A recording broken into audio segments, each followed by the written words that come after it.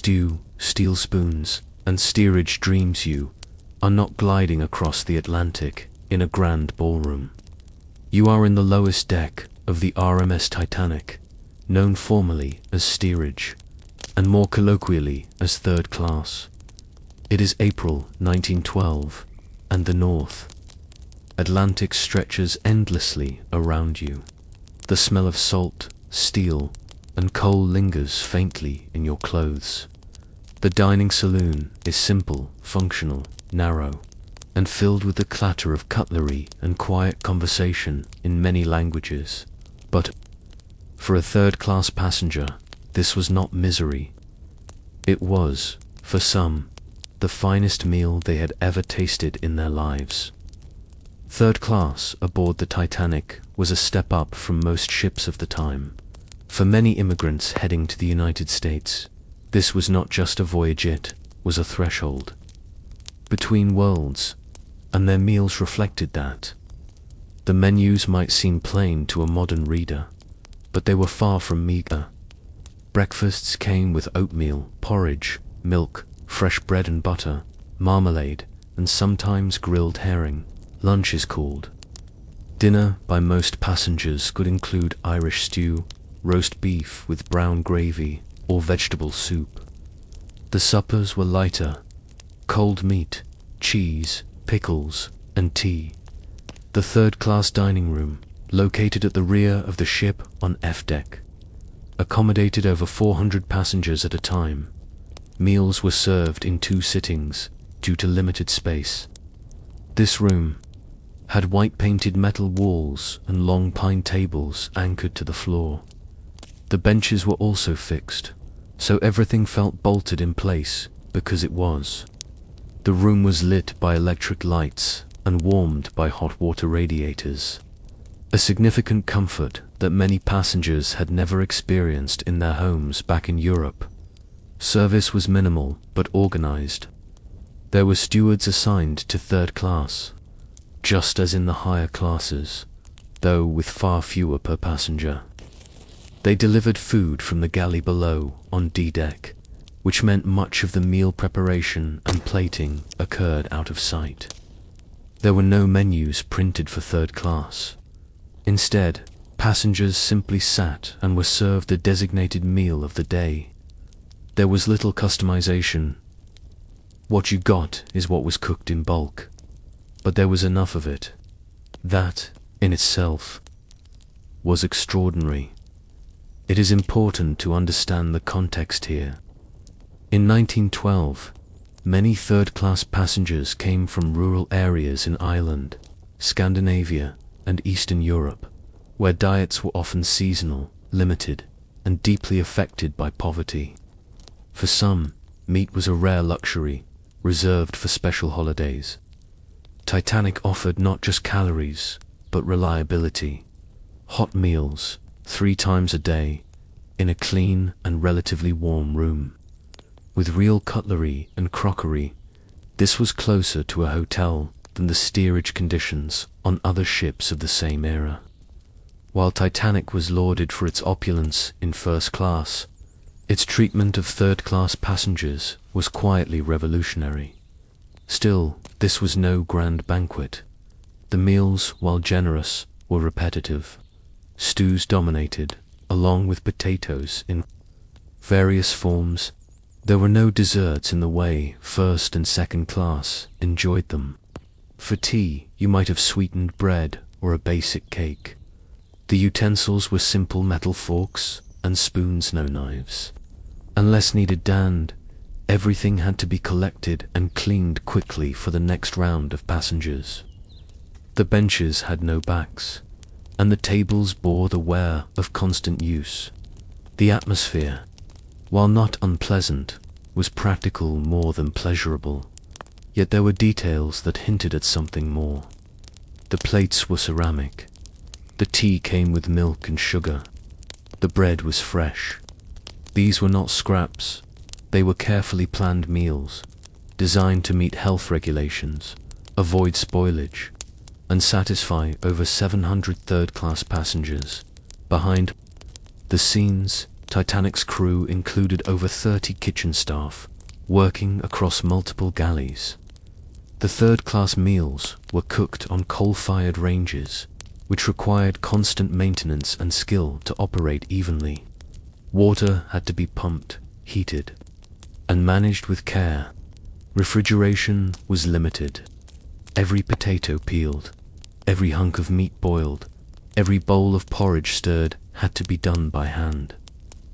Food was both a comfort and a constant worry on transatlantic voyages. Illness from bad food was a real risk. Spoiled milk, undercooked meats, or dirty water could spread disease rapidly in the confined quarters of a ship. Titanic had strict sanitation protocols. All third-class dining utensils were scrubbed in scalding water. The stewards were trained to inspect food for freshness. Water was filtered. The kitchen staff had designated shifts to maintain cleanliness. Even during stormy seas, when everything would tilt and jostle, passengers, though unaware of the logistics, benefited from these invisible routines. The noise in the third-class dining saloon was another constant. Children cried, dishes clattered, and languages overlapped. Norwegian, Polish, Irish, Gaelic, Swedish, and more. The low ceiling echoed sound. People ate quickly, aware of the clock and the next wave of diners waiting outside. There were few conversations about the ship itself. Most passengers were focused on the world that lay ahead. For many, this voyage was part of a one-way journey. They were not tourists, they were emigrants. The dining room was less about comfort than it was about sustenance, fuel for the future. One curious detail often goes unnoticed in retellings of Titanic's story. Third-class passengers weren't permitted to roam freely about the ship. There were clear divisions, metal gates, signs, and crew instructions. Dining times were posted on the wall, and access to upper decks was tightly controlled. This wasn't just social separation, it was an official part of immigration control. Steerage. Passengers were considered a higher risk for disease, and strict protocols were in place to prevent the mixing of classes. Third-class passengers had to be examined upon arrival in New York by health authorities. If they were ill, they might be detained or even sent back, so meals weren't just meals. They were part of a carefully managed system. The dining room was a checkpoint of sorts, a place where order and regulation mingled with the warm scent of stew and bread. And even though the passengers sat shoulder to shoulder on hard benches, it was, in some quiet way, a communal celebration of possibility.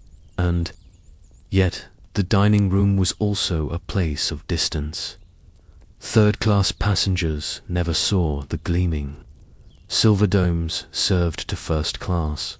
They didn't know about the multiple course meals, the custom menus, the French sauces, nor did they know how the second class dined with their white linens and attentive waiters. For third class, dining was routine, structured, and quiet except when it wasn't. Because what happens to a dining room in the middle of the Atlantic? When the floor tilts slightly, and the plates begin to slide just a little.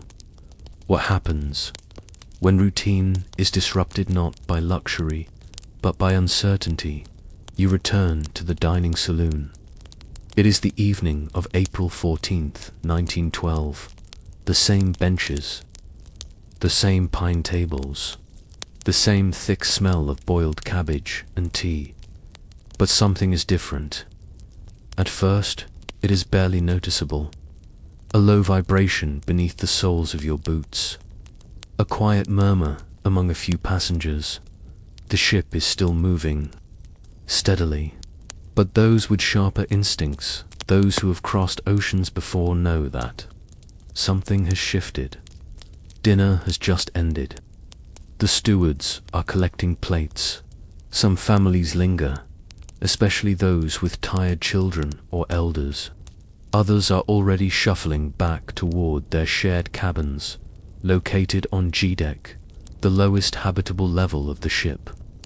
The corridors are narrow, and the lights flicker slightly as the engines pulse. But for now, the world still feels intact. Third-class passengers had a unique relationship with the Titanic. Unlike the first and second classes, which were defined by leisure and hierarchy, third class was bound together by transition. Most passengers were young. Many were traveling in groups, brothers, sisters, cousins headed to relatives, or new employers in the United States. The dining saloon was one of the only public spaces they were permitted to share freely. There were no lounges, no libraries, just the open room, the food, and the faint promise of freedom beyond the sea. That night, the supper menu was modest: tea and bread, cold meats, perhaps cheese or stewed fruit. For most, it was enough. The dining saloon emptied early. A few remained, talking quietly in the corners, or helping with children who were slow to eat. Nobody noticed the ship had begun to slow. You might have noticed, if you were paying close attention, that the pitch of the engines shifted subtly. Just before 11:40 p.m., it was a small change, in rhythm, less of a stop, more of a stutter. But deep down in third class, below even the dining room, the change was more pronounced. The sound of the engines, the ever-present growl and thrum cut out for just a moment. A few seconds later, there was a dull scraping noise. Not loud, not jarring, just strange. No announcement followed. No crew members entered the saloon to raise alarm. But stewards moving through the hallway seemed suddenly alert. Not panicked, just brisk. Some passengers were told to return to their rooms, others lingered, confused. In the absence of information, rumors bloomed quickly. Some thought the ship had lost a propeller blade. Others wondered if there had been a collision with another vessel. There was, for a time, more confusion than fear. The crew was under orders to keep third-class passengers contained. It wasn't malice, it was protocol. The ship's immigration design separated steerage from other passengers not only socially, but physically. There were literal barriers, gates and doors designed to prevent unsanctioned movement. These gates were now closed, and guards stationed nearby were not offering explanations. Many third-class passengers didn't speak English. Communication broke down rapidly, and yet, below the dining saloon, things were not calm. Water had begun to seep into the forward compartments of the ship. Within 10 minutes of the iceberg strike, the mail hold was flooding. 20 minutes later, it was clear to officers on the bridge that Titanic was doomed. But this knowledge didn't reach third class right away. Up in first and second class, stewards began quietly distributing life vests and leading passengers toward the boat deck. In third class, the same stewards were occupied with crowd control. Families were woken from sleep and told to dress warmly. Mothers bundled babies. Fathers carried coats and boots. Few were told directly what had happened. Many assumed the worst was a fire below decks. The idea that the Titanic could sink, that this massive floating hotel could be gone in a matter of hours, was nearly unimaginable. Back in the saloon, some passengers returned, looking for friends or belongings. The benches were empty now, the tables cleared. A few mugs still held cooling tea. Someone had dropped a fork. The room looked oddly abandoned, like a scene frozen in place. One steward attempted to gather a few lingering passengers, urging them to move quickly to the upper decks. But he could only do so much. The crew was stretched thin. The journey from third-class cabins to the boat deck was not simple. It involved multiple staircases, narrow corridors, and, at several points, locked gates. These gates were not easily opened. In some cases, passengers waited for crew members with keys. In other cases, people tried to climb over barriers or force their way through. Fear was spreading now. The tilt of the ship was becoming more noticeable. Plates and cups in the galley began to slide. Somewhere above, something heavy fell. The dining saloon's location deep in the ship meant it would be among the first communal spaces to be abandoned, and in time, among the first to flood. The wooden benches would float. The tables would eventually rise toward the ceiling, then crash down again. But in these early moments, it was still dry, still eerily quiet. The lights flickered but held. The white walls gleamed with electric light, as if unaware of what was coming. Third-class passengers were not given direct access to the lifeboats. That was not part of their emergency protocol. Instead, they were to be brought up in groups. This process worked better in theory than in practice.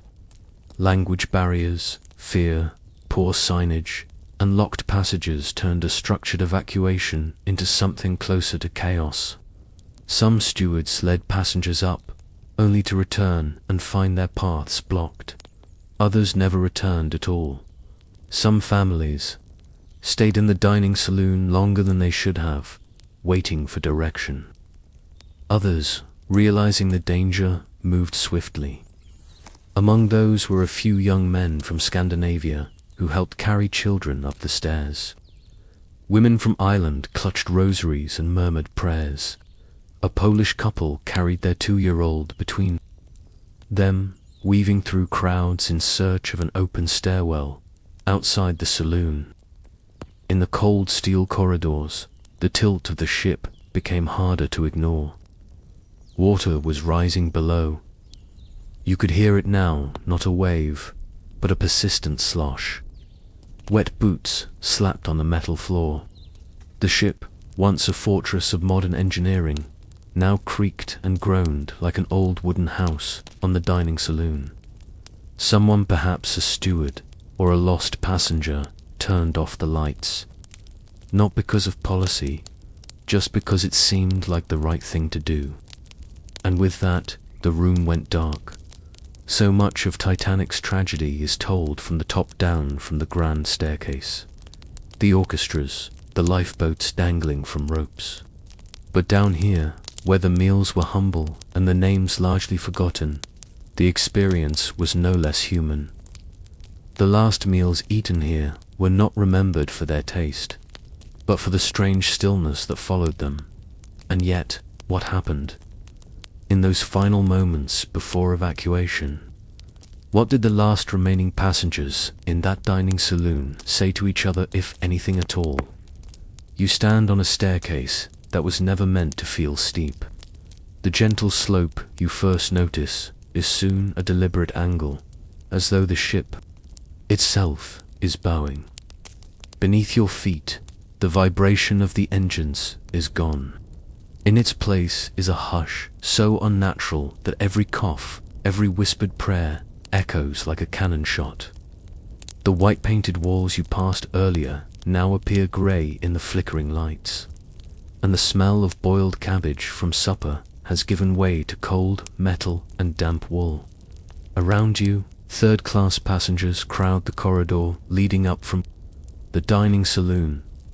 In daylight, it would have felt narrow. Now, packed shoulder to shoulder, it is a bottleneck. Children are lifted overhead, passed forward like parcels.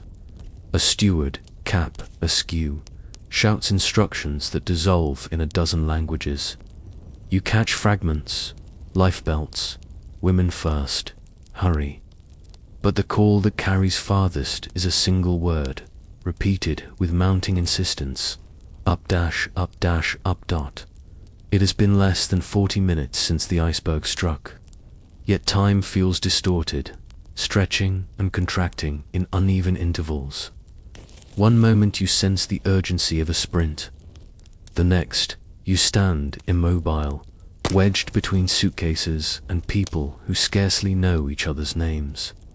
In the crush, you glimpse faces from earlier meals, the Swedish sisters who always asked for extra bread, the Irish grandmother who carried a tin of home-baked oatcakes, the young Serbian carpenter who proudly polished his spoon after every bite. Their expressions now share a single, unspoken question: will there be room for me above? The first locked gate appears. Ahead, a waist-high lattice of iron. On ordinary nights, it channeled traffic, preventing the casual mingling of classes. Tonight, it is the difference between life and water. A guard with a ring of keys fumbles.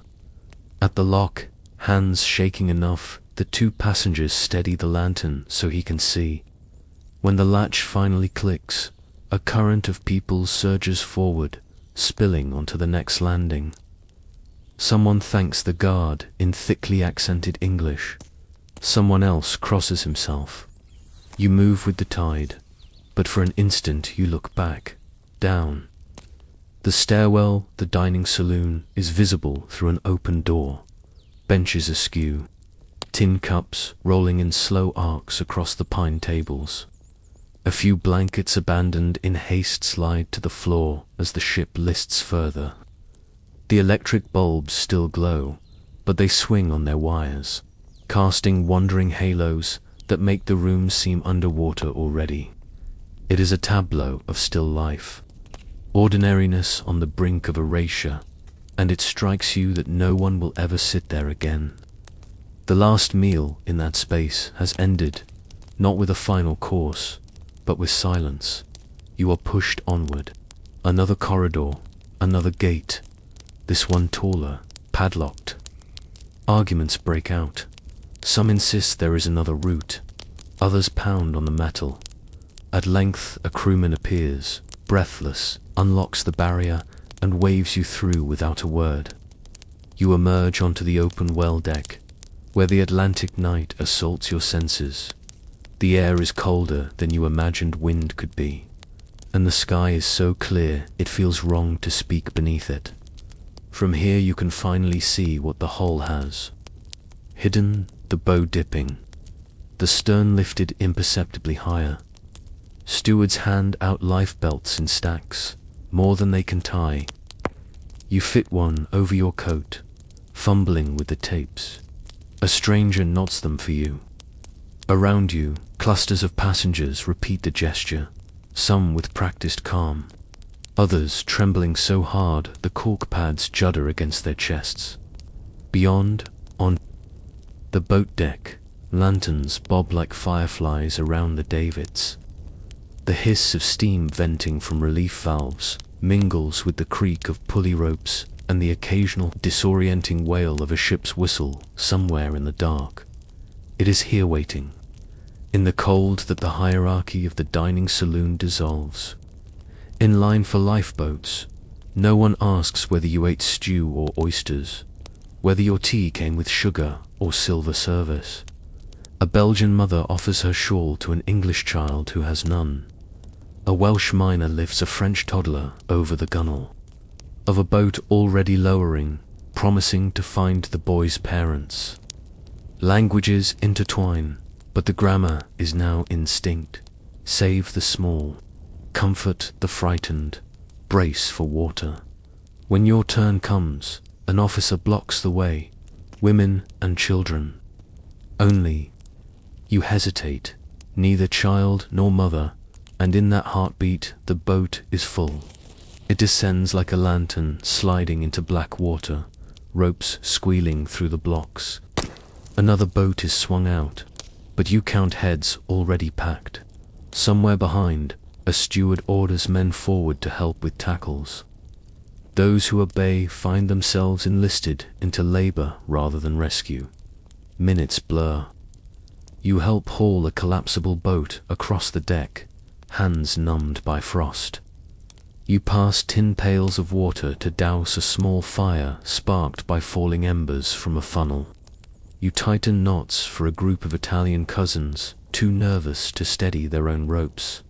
Overhead, stars wheel silently. Beneath, the Atlantic claims inches every second. At last there is a space in a collapsible near the forward rail.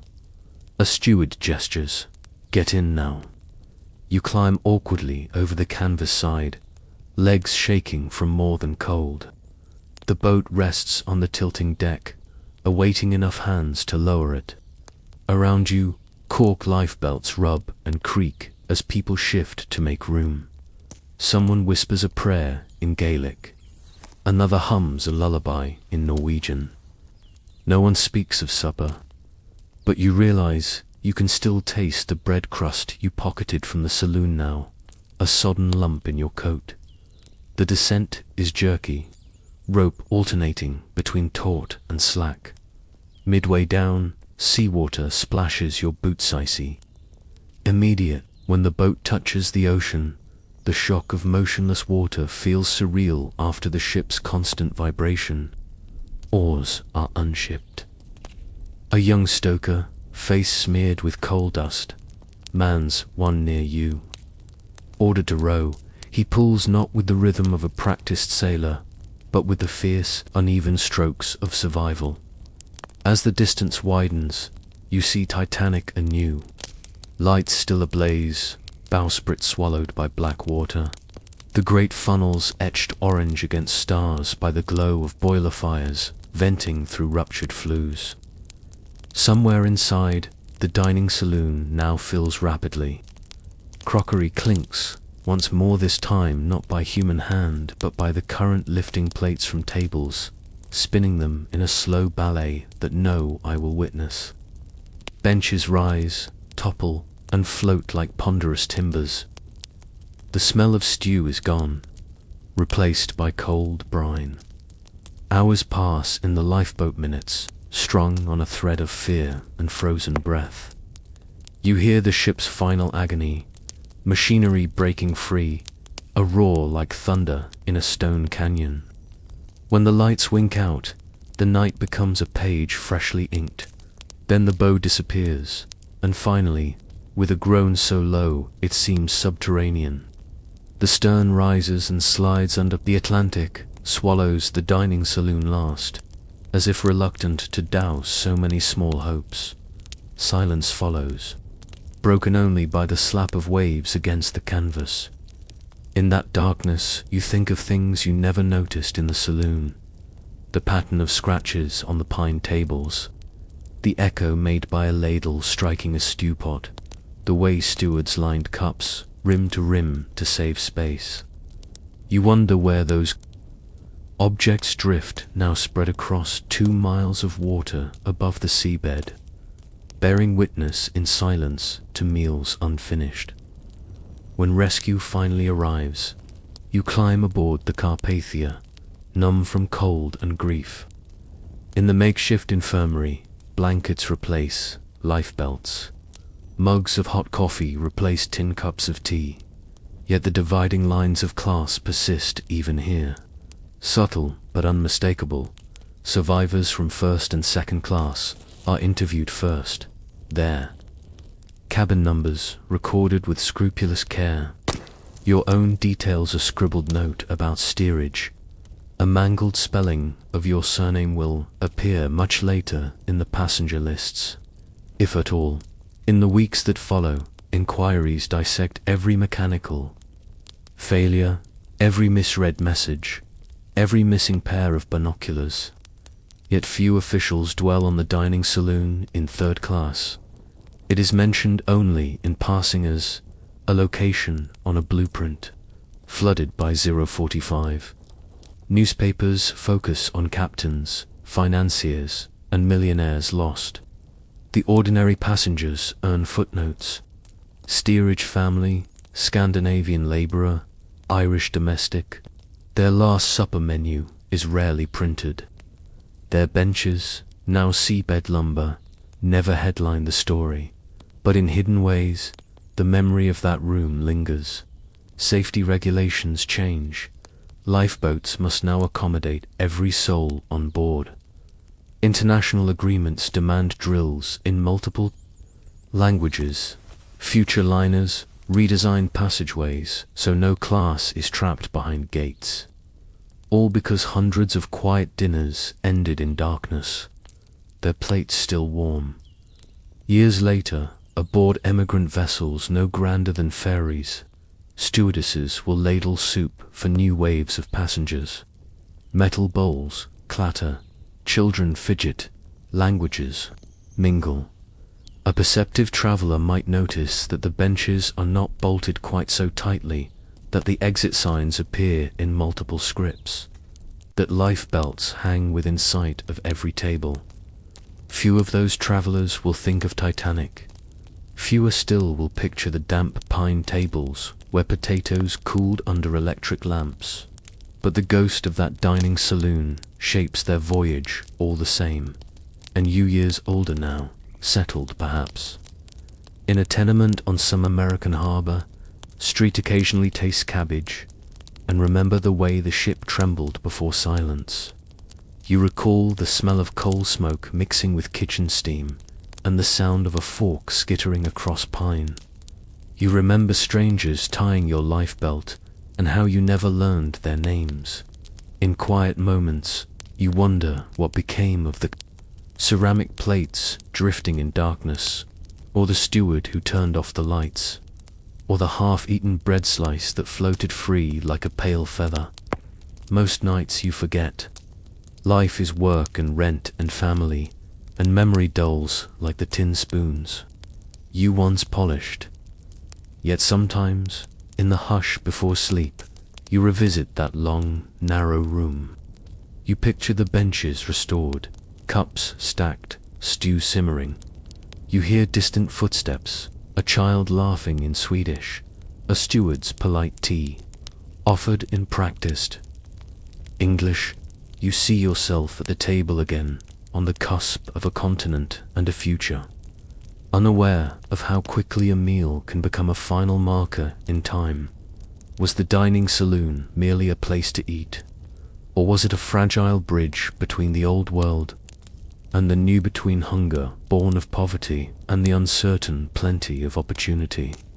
And if so, what bridges of habit and routine do we cross each day, never suspecting how perilously they span the depths beneath us? Defeat in the dust, the Battle of Carhay, and the vanishing of the vanquisher. You are standing on a vast sun plain in 53 BC, where the dust doesn't settle so much as hover.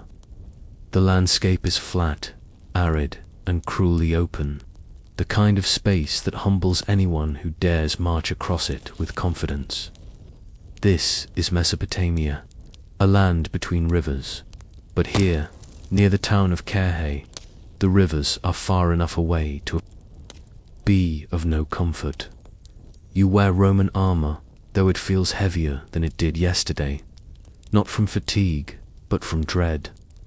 The desert wind flits across your face like sandpaper, and the sky above seems to pulse with light. You squint into the distance, where horsemen glide like mirages across the horizon. You are part of one of the greatest military machines the world has ever known. The Roman legions, numbering over 30,000 infantry and several thousand cavalry, under the command of Marcus Licinius Crassus, a man as rich as he is ambitious. You've heard the stories. He is the third man in Rome's first triumvirate, sharing power with Julius Caesar and Pompey. His fortune is the stuff of legends, built on land speculation and fire sale real estate. But wealth, Crassus believes, isn't enough. He wants glory, military glory. The kind Caesar gained in Gaul, the kind Pompey claimed in the East. And so Crassus has brought you and tens of thousands of others into Parthian territory to face an enemy you do not understand. The Parthians are unlike the Gauls or Germans. They are not a people of fortresses and infantry lines. but of mounted archers and cataphracti sevi cavalry whose horses wear armor more intricate than most Roman generals. They do not meet battle with the clash of shields, but with silence and swirling motion. Crassus was warned by Roman allies not to march into the open desert. He ignored them.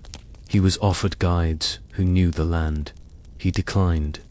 Now, as the battle lines form near Carhae, the decision to spurn local knowledge begins to cost lives. The enemy appears without warning, then vanishes.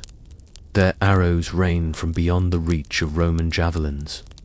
You raise your scutum, the iconic Roman shield, again and again, until your arm aches. The arrows don't stop.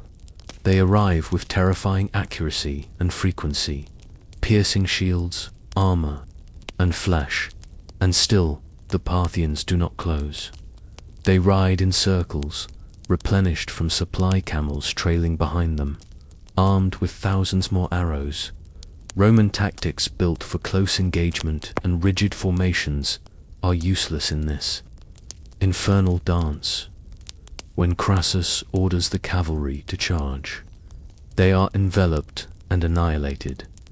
You watch as your comrades fall, not in hand-to-hand struggle, but in frustration, bleeding out slowly, pinned by shafts from riders who never seem to run out of range. Or arrows. The sound of hooves is constant. So is the wind. So is the dying. Even as the sun dips low, the light never feels cool. The Roman formation begins to collapse. There are no reinforcements coming, no hidden reserves. The sand drinks your strength.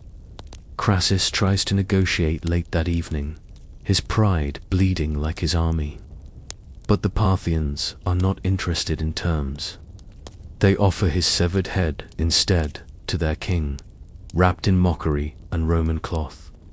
The remnants of the Roman force, broken, leaderless, starving, scatter. Some are captured. Some try to return to Roman Syria in small bands, slipping through the night. But others are marched eastward, deep into Parthian lands, vanishing from Roman history. This is where the mystery begins.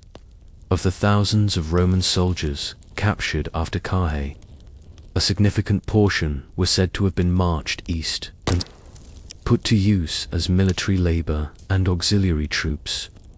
Plutarch, the Greek historian, writing over a century later, suggests that these legionaries were relocated en masse by the Parthians, deployed on far-flung frontiers of their empire. Strabo echoes the possibility, writing that the Parthians were known to repurpose prisoners of war, valuing Roman discipline and engineering skills. But here, something strange happens. Later, Chinese sources, most notably the Book of Hondas, scribe a mysterious band of foreign soldiers captured by Han forces in 36 BCE. During a campaign against the Zhongnu nomads, these soldiers fought in a distinct formation said to resemble a fish scale, perhaps evocative of the Roman testudo or tortoise formation. The Han was so intrigued that they spared these men and settled them in a remote garrison town called Liqian, in what is now Gansu province in northwestern China. Li Qian, a name that might derive from legion. A place populated, for centuries afterward, by people with startling features, deep-set eyes, prominent noses, and light hair traits, uncommon among their Han neighbors. Could these be the lost Romans of Carhae? Survivors who walked, marched, or were dragged across the width of the Asian continent? It's a question that has lingered for 2 millennia. Chinese historical texts do not confirm the identity of these soldiers, but their battle tactics and abrupt appearance in the East have long intrigued scholars. Roman sources, for their part, fall silent. The legions taken at Carhae simply vanish. From record, no triumphant rescue mission is mounted. No lists of survivors are preserved in the fastidious archives of the Republic. These men, if they lived, were forgotten, and yet would that be so unusual? Rome was not in the habit of glorifying military failure. Carrhae was an embarrassment. Crassus had promised a quick victory and delivered a massacre. The defeat disrupted the balance of the triumvirate, contributing to Caesar's rise and eventual march on Rome. Admitting the loss of thousands of men, letting their names persist served no political purpose. It was cleaner to let them disappear, folded into the silence of shame. But what of the men themselves? What did they endure in captivity? Were they enslaved, made to fight in gladiatorial spectacles or border skirmishes? Did they learn Parthian tongues, take local wives, forget Latin? Could some of them have wandered on foot or under armed escort into Bactria, Sogdiana, or the Silk Road towns that shimmered with incense and unknown dialects? Could a Roman centurion, born in a village along the Tiber, have died an old man, beneath the shadow of Chinese mountains? And what of their skills? Roman soldiers were not mere brutes. They built roads, camps, aqueducts. Their discipline was methodical, their engineering knowledge significant. Could a Roman cohort have taught their captors how to fortify cities, dig wells, or train archers in formation? If so, their influence might still lie buried not in the grand ruins of Rome, but in the overlooked foundations of Central Asia. Modern archaeology has searched for answers. In the 20th century, Chinese scientists and Western explorers visited Lycian. Some noted that the locals bore striking features: green eyes, tall stature, Roman-like profiles. Genetic testing has been inconclusive. Yes, there is evidence of European ancestry, but Gansu lies along the Silk Road, and traders, slaves, and nomads from dozens of regions have passed through for centuries. Could these markers be Roman? Perhaps. Or perhaps they are Persian, Greek, or Scythian. Still, Lycian's legends persist. Villagers pass down tales of warriors who came from the west. Ancient coins have been unearthed, not many, and not always Roman, but enough to suggest a continuity of foreign contact. A stone carving, weathered by centuries of wind, shows men in what some believe could be Roman-style helmets. But the stone does not speak, so you sit, imagining a legionnaire, sitting, as well, thousands of miles from where he began. He does not speak Chinese. His Latin is rusty. He holds a wooden bowl of millet porridge, and watches smoke rise from a cook fire. He does not understand the prayers being said around him. Yet he does what he did in the dining tent outside Carrhae. He eats, he sharpens his blade, he prepares for a battle whose language he cannot read. He survives. And perhaps he carves something small into the wall of his barracks. An eagle, a centurion's standard, a name long forbidden to speak. Perhaps it is covered in plaster. Perhaps it is found centuries later, mistaken for something else. In the end, history often remembers the powerful, the Crassuses, the Caesars, the kings. But the story of the Lost Legion is not about them. It is about those who marched across a continent, not for conquest, but because they were given no choice. Soldiers whose names we will never know, who may have died as strangers in the land of silk and river terraces. Soldiers who ate unfamiliar food, spoke in borrowed tongues, and looked up at unfamiliar stars. Could it be that the Roman Empire extended farther than any map suggests, not through territory, but through memory, survival, and adaptation? And if so, how many forgotten footprints lie just beneath the dust of history, waiting to be found? You are no longer in Mesopotamia. That place of open plains and desperate battles has become a fading echo in your mind. The road east is long so long that time itself begins to stretch, flattening into a daily rhythm of survival. You are among the Roman prisoners taken by the Parthians after Carrhae. You do not know your destination. You are marched in silence. At night, the stars above are strange. The constellations no longer look like the ones above the Tiber, or the hills of Hispania, or the wheat fields of Gaul. But you are alive. That, for now, is enough. The Parthians were pragmatic. They had little interest in massacring valuable assets.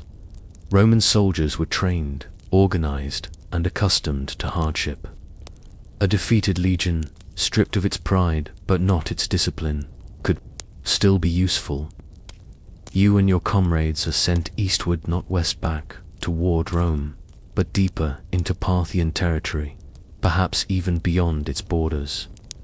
There are whispers of Bactria, of Margiana, of the great cities lining the Silk Road, where goods from Rome meet silk from Han China. You don't understand the languages spoken around you, but you understand orders and punishment, and the value of not being noticed. You are placed in a small settlement near the Oxus River, what we now call the Amu Daria. Here, according to fragments of later accounts, you may have served as guards, as engineers, as mercenaries in Parthian skirmishes with nomadic tribes. There are records of foreign soldiers aiding in frontier defenses, building watchtowers, training local troops. A Roman cohort 600 strong. Perhaps a remnant of the once mighty legions could be deployed piecemeal, scattered among garrisons. The years pass, and some adapt. A few even marry. Rome fades from your dreams, replaced by the smells of coriander and cumin, the dust of caravan routes, and the slow rhythm of survival. Some historians have suggested that these Roman prisoners might have been absorbed into the multicultural patchwork of Central Asia. The Parthian Empire was not a monolith, but a sprawling, semi-nomadic collection of territories loosely bound by vassalage and trade. Unlike Rome, which built roads to bind its provinces, Parthia relied on caravans, alliances, and the shifting loyalties of satraps. This decentralization created space for foreign communities like yours to quietly persist, even thrive, in the gaps of imperial oversight. But how do we know any of this? The Roman record is silent. Tacitus, Livy, and Suetonius focus on emperors and civil wars. The voices of ordinary soldiers, especially those lost in shameful defeats, rarely survive. Yet a few hints remain. One comes from Pliny the Elder, writing a century after Carrhae, who mentions a city in Margiana, modern-day Turkmenistan, whose walls, he says, were built by Romans. It's a strange aside. Why would Roman soldiers be in Margiana? And what were they building? Then there's the Chinese record, the most tantalizing clue of all. In 36 BCE, the Han general Chen Tang led an expedition against the Zhongnu, a nomadic confederation threatening the western borders of the Han Empire. During the campaign, his forces captured a strange group of soldiers who fought in a tight, disciplined square formation, unlike anything seen before. They were not Gonnu. They were foreigners. Chinese scribes, puzzled, called this tactic the fish scale formation. It doesn't take much imagination to picture a Roman testudo or tortoise marching across the steppe. General Chen, curious about these men, did not kill them. Instead, he ordered them resettled in a frontier garrison town. That town was called Li Qian. The debate over Lycian has endured for centuries. Some scholars argue that the name itself may be derived from legion or legion, a Chinese transliteration of Rome Da Qin in Han texts. The people of Lycian were described as tall, with aquiline noses, sunken eyes, and an unusual dialect. In later centuries, travelers would note their distinctive appearance, claiming they looked unlike other Chinese citizens of the region. Could they have been Roman? Modern archaeology has both aided and complicated the question. In the 1990s and 2000s, Chinese scientists conducted DNA testing on some residents of modern Lycian. They found a higher than average percentage of Caucasoid genetic markers, suggesting possible European ancestry. But such ancestry could have come from any number of sources: Scythian traders, Indo-Greek settlers from the time of Alexander the Great, or Central Asian migrants who had intermarried over the centuries. There were also coins. Roman coins have been found along Silk Road towns, though rarely in Lycian itself. Still, their presence suggests that Romans were not strangers to the East. Traders traveled with denarii, aurei, and even stamped seals. One theory posits that the Parthians used the Roman prisoners as military engineers in frontier cities like Merv or Samarkand, important trade hubs where they could be both useful and contained. Imagine, then, a Roman soldier, let's call him. Lucius, not a hero, not a general, just a common infantryman from Campania. He was 25 when captured. By the time he arrives in Lycian, he is 30. He is given land. He is told to stay. He learns a little Chinese. He forgets a little Latin. He marries a local woman. His children speak a mix of both tongues. And neither. He teaches them to walk in step, to dig ditches in straight lines, to make sandals the Roman way. He dies at 50, never knowing that back in Rome his story has been erased. But memory is strange. It leaks into architecture, into habits, into the way one sharpens a blade or lays bricks. Maybe Lycian's fields are furrowed in Roman rows. Maybe its guards train in square formations, even if they no longer remember why. Maybe a child scratches an eagle in the dirt and calls it a lucky bird. Maybe Lucius's grandson grows up hearing bedtime stories about a city far away, where walls are made of marble and wine flows like water. A city he will never see. In the 21st century, interest in Lycian exploded again. Tourism grew. Locals dressed as centurions to greet curious visitors. Documentaries were filmed. Debate flourished online. Were these people truly descended from Romans? Or was it all a product of myth, coincidence, and wishful thinking? The Chinese government, wary of nationalistic claims and foreign attention, gradually cooled support for further DNA studies. Today, Lycian is both a real place and a symbol of what history remembers and what it doesn't. The fate of the Lost Legion is still a mystery, but one filled with quiet power. Not because it's a story of grand battles or heroic last stands, but because it reveals how easily human stories slip through the cracks. These were not emperors or poets. They were ordinary men who, through misfortune and resilience, crossed continents and faded into someone else's history. Their legacy, if it exists, does not lie in monuments or triumphal arches.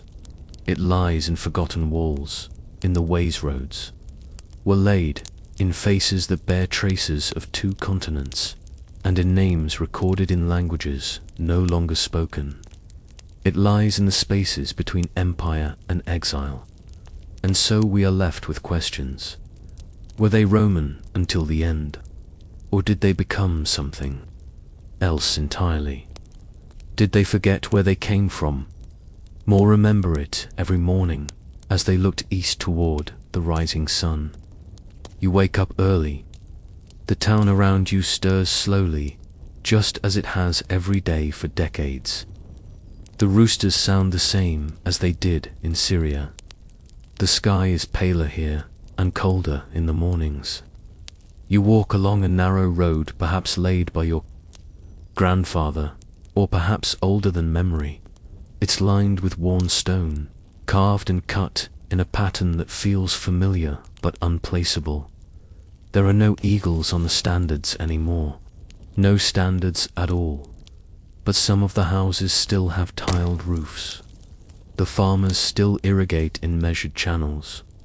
And the way the men march to guard duty shoulders square, steps matched well, that has lingered to dot in this final section. We arrive not at a grand climax, but at something quieter, end-formed not by a battle, but by assimilation.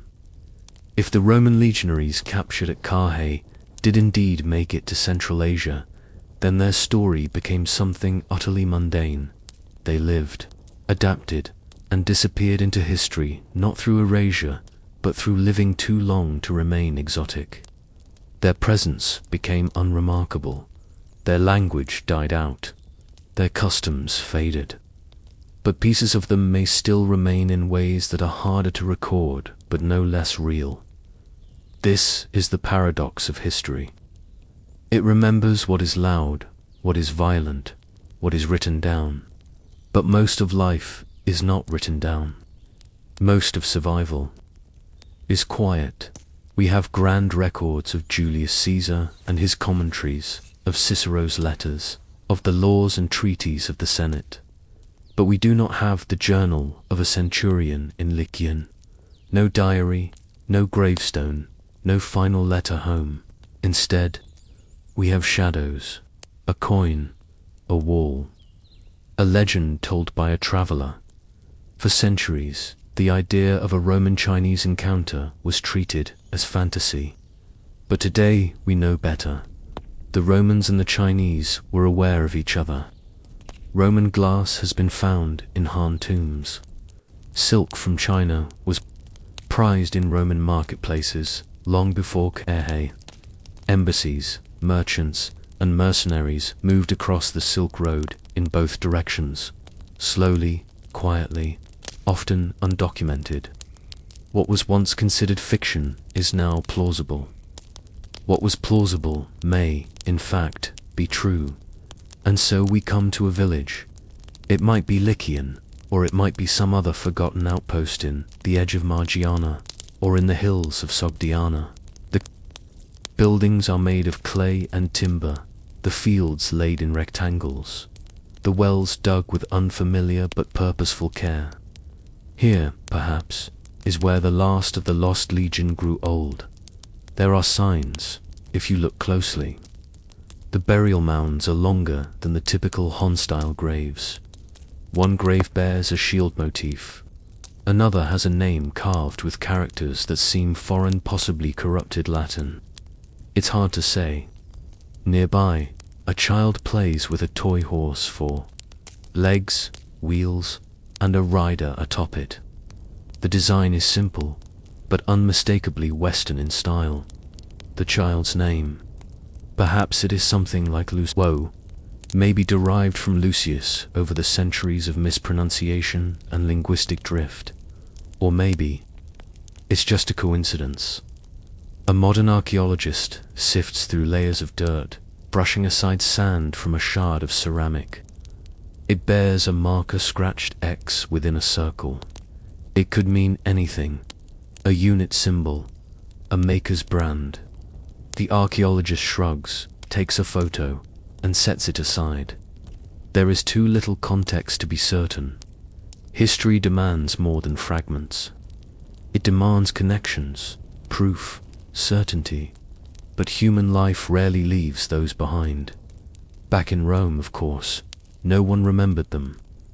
The Battle of Carrhae was overshadowed by later conquests, civil wars, and the rise of emperors. Crassus's disastrous end became a lesson in hubris. The legionaries were presumed dead or dishonored. No one went searching for them. There were no memorials. But in a small corner of the world, those legionaries might have kept moving forward step by step until memory itself eroded. Perhaps that is the true legacy of the Lost Legion. not in what they conquered, but in how they endured, captured, displaced, and erased from their homeland's narrative. They still left a subtle mark in another world. That mark may be too faint to trace clearly, but it's therein the mingled bloodlines, the persistent stories, the odd ruins no one can quite explain. You can still visit Lycian today. It's a quiet place with dusty roads, modest homes, and a tourism sign proudly declaring it the home of the Romans. Some of the locals smile when asked about their ancient ancestors. Others shrugged. There are costumes, photo opportunities, and a small museum. It feels a bit theatrical, like history playing dress up. But underneath the kitsch is something deeper, a whisper of something almost forgotten. A legion that walked so far, it walked out of memory. So what happens when a soldier forgets his empire, and an empire forgets its soldier? Perhaps nothing. Perhaps peace. After all, not every ending must be a tragedy. Some are simply quiet disappearances. Rome sent men to conquer the world, and in doing so, it scattered seeds, some of which sprouted far from home, in soil no one expected. The question remains, hovering in the air like a desert wind, did the Romans ever know they had become part of someone else's story? Or did they believe, until their last breath, that one day they would return? The whispering minds of antiquity, you were seated in a library, but not the grand kind you might expect. There are no endless marble columns or golden domes, here just simple clay walls, worn papyrus scrolls stacked in red baskets, and the smell of ink, dust, and olive oil. Outside, the cicadas buzz in the dry Mediterranean air. This is a quiet place, tucked behind the public buildings of a city in decline, or perhaps just being born. And here, in this forgotten corner of history, a woman leans over a table, stylus in hand. Her name will not be remembered, but her question sharp, persistent.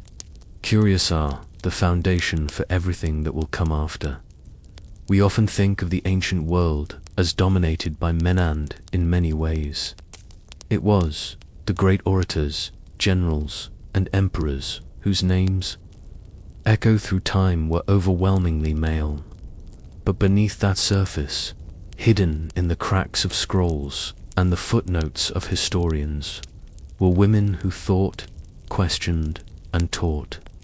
Their stories are quiet not because they were unimportant, but because history has a tendency to forget those who were not loud, not powerful, or not allowed. Take Enheduanna, for instance. Over 4,000 years ago, she lived in the Sumerian city of yore, in what is now Iraq. She was a priestess of the moon god Nana, and daughter of Sargon of Akkad. But more importantly, she was the first author in recorded history to sign her name to her work. Enheduanna wrote hymns, religious poetry, but they were also political, philosophical, and literary. She composed with intent, crafting language to explore cosmic order and power, invoking the goddess Inanna in verses that were recited for generations. She is not often taught in literature classes today, and yet she stands at the very beginning of the literary tradition itself. Fast forward to ancient Greece. Here we encounter Diotima of Mantinia, philosopher who may or may not have existed, but whose ideas certainly did. In Plato's Symposium, she appears not just as a wise woman, but as Socrates' teacher on the subject of love. She proposes that love is a ladder. We begin by being drawn to individual beauty, then to beauty in all forms, then to beauty in the mind, and finally to the beauty of wisdom itself. It is one of the most influential philosophical models of desire in Western thought. Yet Diotima is often dismissed as a literary device, a convenient character used by Plato. Still, her name persists like a whisper through the centuries. Reminder that ideas do not always need certainty to matter. Then there's Hypatia. Her story begins in Alexandria in the 4th century CE, when the Roman Empire was collapsing into religious conflict and civic decline.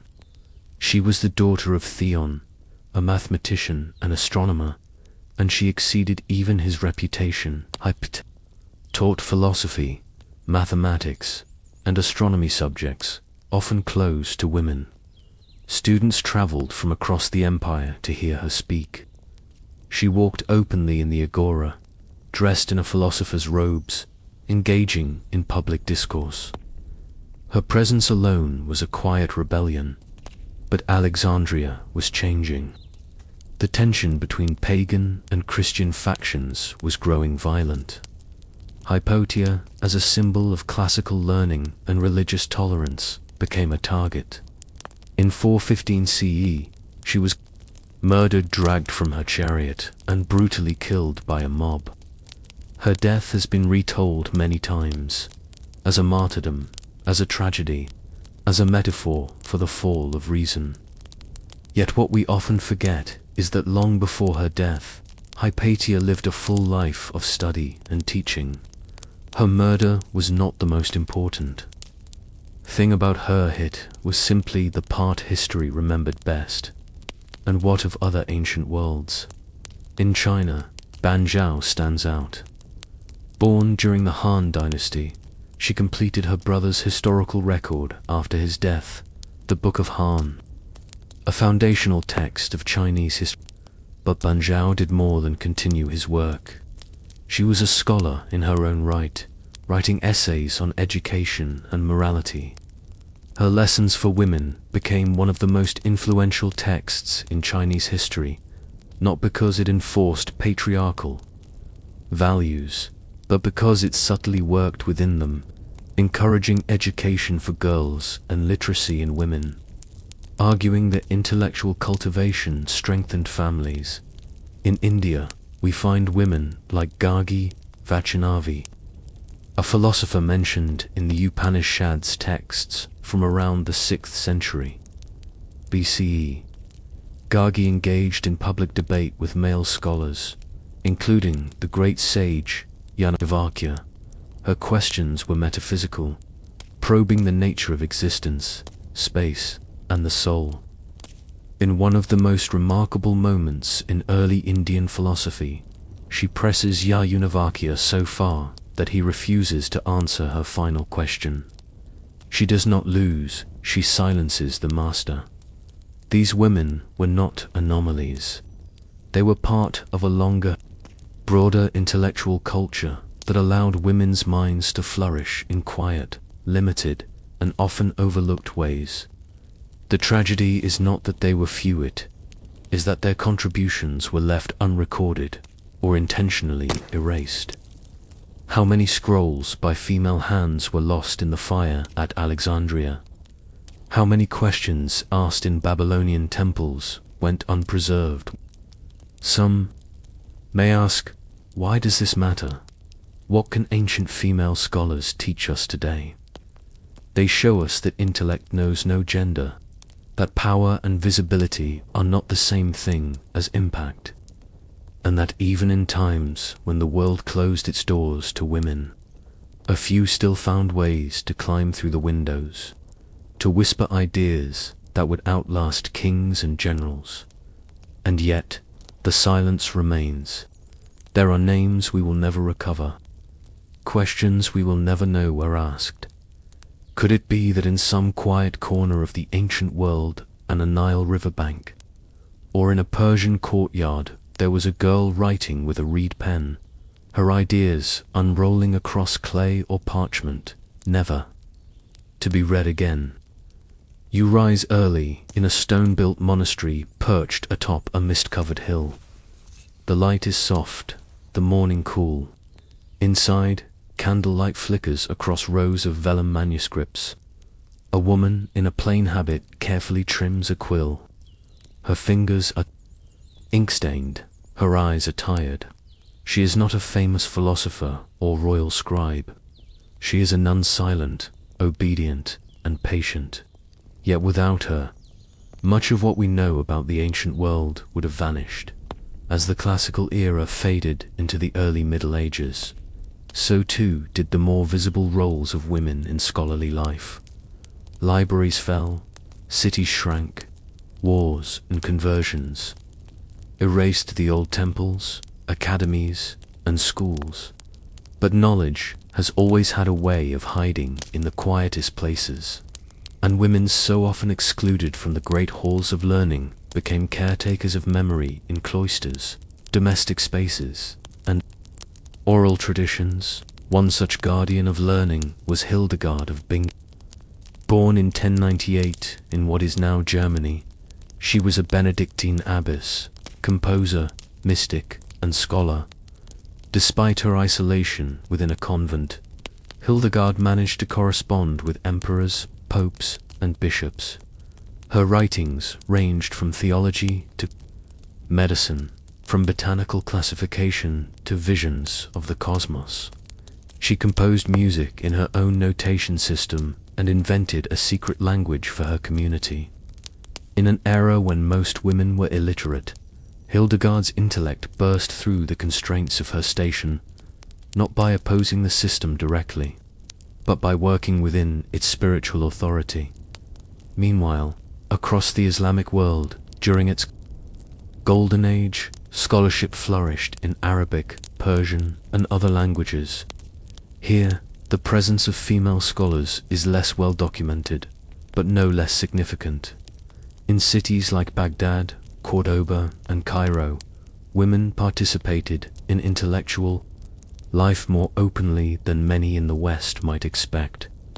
Female hadith scholars, known as Muhaddathat, transmitted and authenticated the sayings of the Prophet Muhammad. Some, like Aisha bint Sa'd ibn Abi Waqqas and al-Darda, taught both male and female students even in mosques. In some cases, men would travel long distances just to attend a class led by a respected woman. Though rarely acknowledged in modern surveys of Islamic history, these women formed a vital part of religious and philosophical discourse. Still, barriers remained.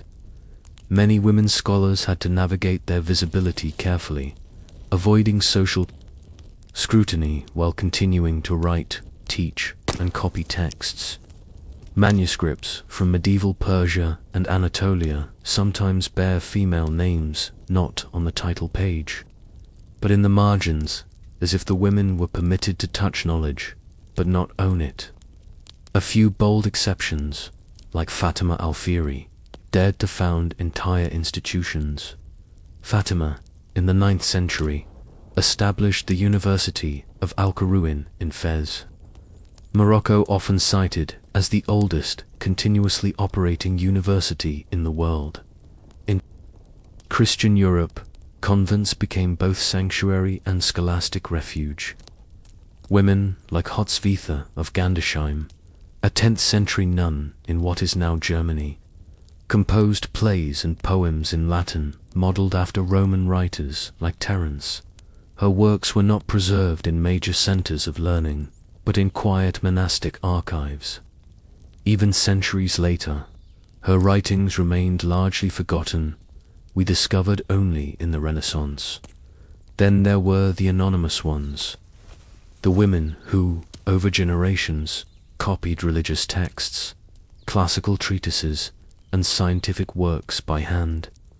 The women who bound books, stitched parchment, tended gardens of medicinal herbs, and passed down oral tales of philosophy through stories to their children. These were not professors or public intellectuals, but they preserved what others forgot. They wrote without credit. They taught without recognition. In the Jewish world, too, learned women made their mark, especially in the medieval period. Figures like Beruriah, wife of the sage Rabbi Meir, are recorded in the Talmud as engaging in rigorous scholarly debate. She challenged male scholars on points of logic, law, and interpretation. Though some later rabbis questioned whether she really existed, Dor suggested she was a cautionary tale. Her memory endures as a symbol of female intellectual capacity in a deeply patriarchal tradition. By the time the Renaissance emerged, a new set of conditions allowed some women to re-enter public intellectual life, but always at the margins. Education was more available to upper-class girls, especially in Italy and France. Some were tutored in Latin, Greek, and philosophy. Yet, their work was often constrained to the drawing room, the personal letter, or the salon. Isotta Nogarola, a 15th century Italian scholar, wrote fierce humanist critiques in Latin, but was branded as morally suspect simply for her intelligence. Laura Serreta corresponded with male intellectuals, often challenging their dismissive views of female education. She once wrote, "If I am accused of arrogance, it is because I dare to speak the truth with a woman's voice." Still, these women paved the way. Their voices began to collect not loudly, but consistently. They translated texts from Arabic and Greek into Latin. They argued for women's education not as an act of rebellion, but as an act of social improvement. And slowly, those ideas stuck. We often imagine intellectual history as a straight-line one.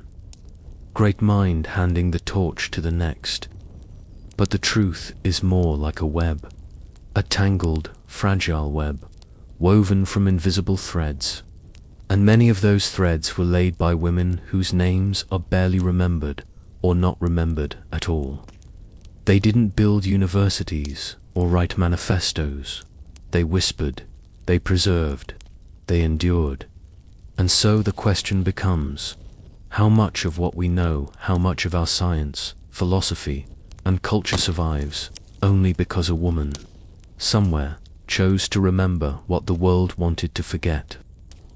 You walk through a modern university library now, its walls lined with quiet hums of fluorescent light, glass partitions, and steel shelves. Students type on laptops. Some scroll aimlessly. Others are locked in fierce, silent arguments with citations and deadlines. Few will pause to consider the chain of minds that brought them here. But woven into these bricks and binding glue quiet and unacknowledged are the imprints of women who copied scrolls by candlelight, taught lessons in shadowed corners, and preserved knowledge when no one asked them to. The Renaissance and Enlightenment are often seen as epochs of rediscovery, a time when the lost glories of antiquity were finally unearthed, studied, and celebrated. But this rediscovery was never neutral. Male scholars, eager to assert dominance in these new intellectual spheres, often reshaped the canon to reflect their own image. Manuscripts written by or about women were edited, attributed to men, or quietly excluded from printed collections. Works that survived in female monasteries were relocated to male libraries. Female authorship, when acknowledged at all, was framed as novelty, not authority. Still, some managed to slip through the cracks. In the 17th century, women like Margaret Cavendish, Emily Duch-Etlet, and Anna Maria van Sherman began carving out their space in the intellectual discourse of their time. Cavendish wrote philosophical treatises in an era that deemed it unseemly for women to even speak publicly. Duch-Etlet translated Newton's Principia Mathematica into French, a version still referenced today. Van Sherman mastered over a dozen languages, arguing passionately for the education of women. These women were heirs not just to Renaissance learning, but to the centuries of silent labor that came before them. And yet even now, the recovery of their stories continues to be incomplete. In recent decades, feminist historians and scholars have begun the long, difficult work of reweaving the threadbare tapestry of women's intellectual history, excavating footnotes, piecing together fragments of correspondence, and tracing marginalia. They try to reconstruct the invisible lives behind the documents. Sometimes the evidence is thinner, single signature on a manuscript, a mention in a student's diary, a record of payment for paper and ink. And sometimes, tantalizingly, they find a voice, a full text, a name. These rediscovered scholars challenge not just our understanding of history, but the very way we imagine knowledge itself. What does it mean that some of the foundational ideas in philosophy, science, or theology may have passed through women's hands, unread, uncelebrated? How many so-called founding fathers learned from their sisters, mothers, or tutors in ways that history will never note? What does it say about human civilization that it was built, in part, by minds who were forbidden from claiming their own work? It's tempting to romanticize these women, to turn them into martyrs of intellect, geniuses stifled by their times. But the truth is more nuanced, and in a way, more powerful. Most of them weren't trying to be famous. They weren't fighting to be remembered. They were doing the work, studying, teaching, copying, questioning, because they believed in the work itself. Because knowledge mattered. Because the act of asking a question, even in obscurity, was worth something. Today, scholars continue to debate the exact contributions of figures like Diotima, Ban Shao, and Gargi. Were they historical or partly mythical? Were their words their own or filtered through the pens of male students and scribes? But in a sense, the ambiguity is part of the point. Intellectual history has always been a mosaic built from incomplete pieces, and sometimes the shadows around a name tell us as much as the name itself. And what of the future? With increasing access to education worldwide, with digitized archives and global conversations, will the next generation finally close the gap?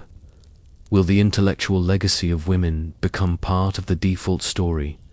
Not a special category, not a subfield, but the story? Or will we too forget what the past tried so patiently to preserve? Marks beneath the skin, the earliest inks of human history. You are sitting by a flickering fire, but it is not the modern world. You are thousands of years in the past, in a windswept valley beneath a star-strewn sky. Around you, the air smells of ash, soil, and blood. Animal fat boils in a stone bowl. A sharpened bone needle is being slowly tapped into the skin of a woman's thigh. Her face is calm. Her hands rest in her lap. She is being tattooed not for fashion, but for meaning. This is no trend. It is tradition. Long before writing, before metal tools, or even pottery, humans tattooed each other. It is one of the most ancient and consistent expressions of human culture.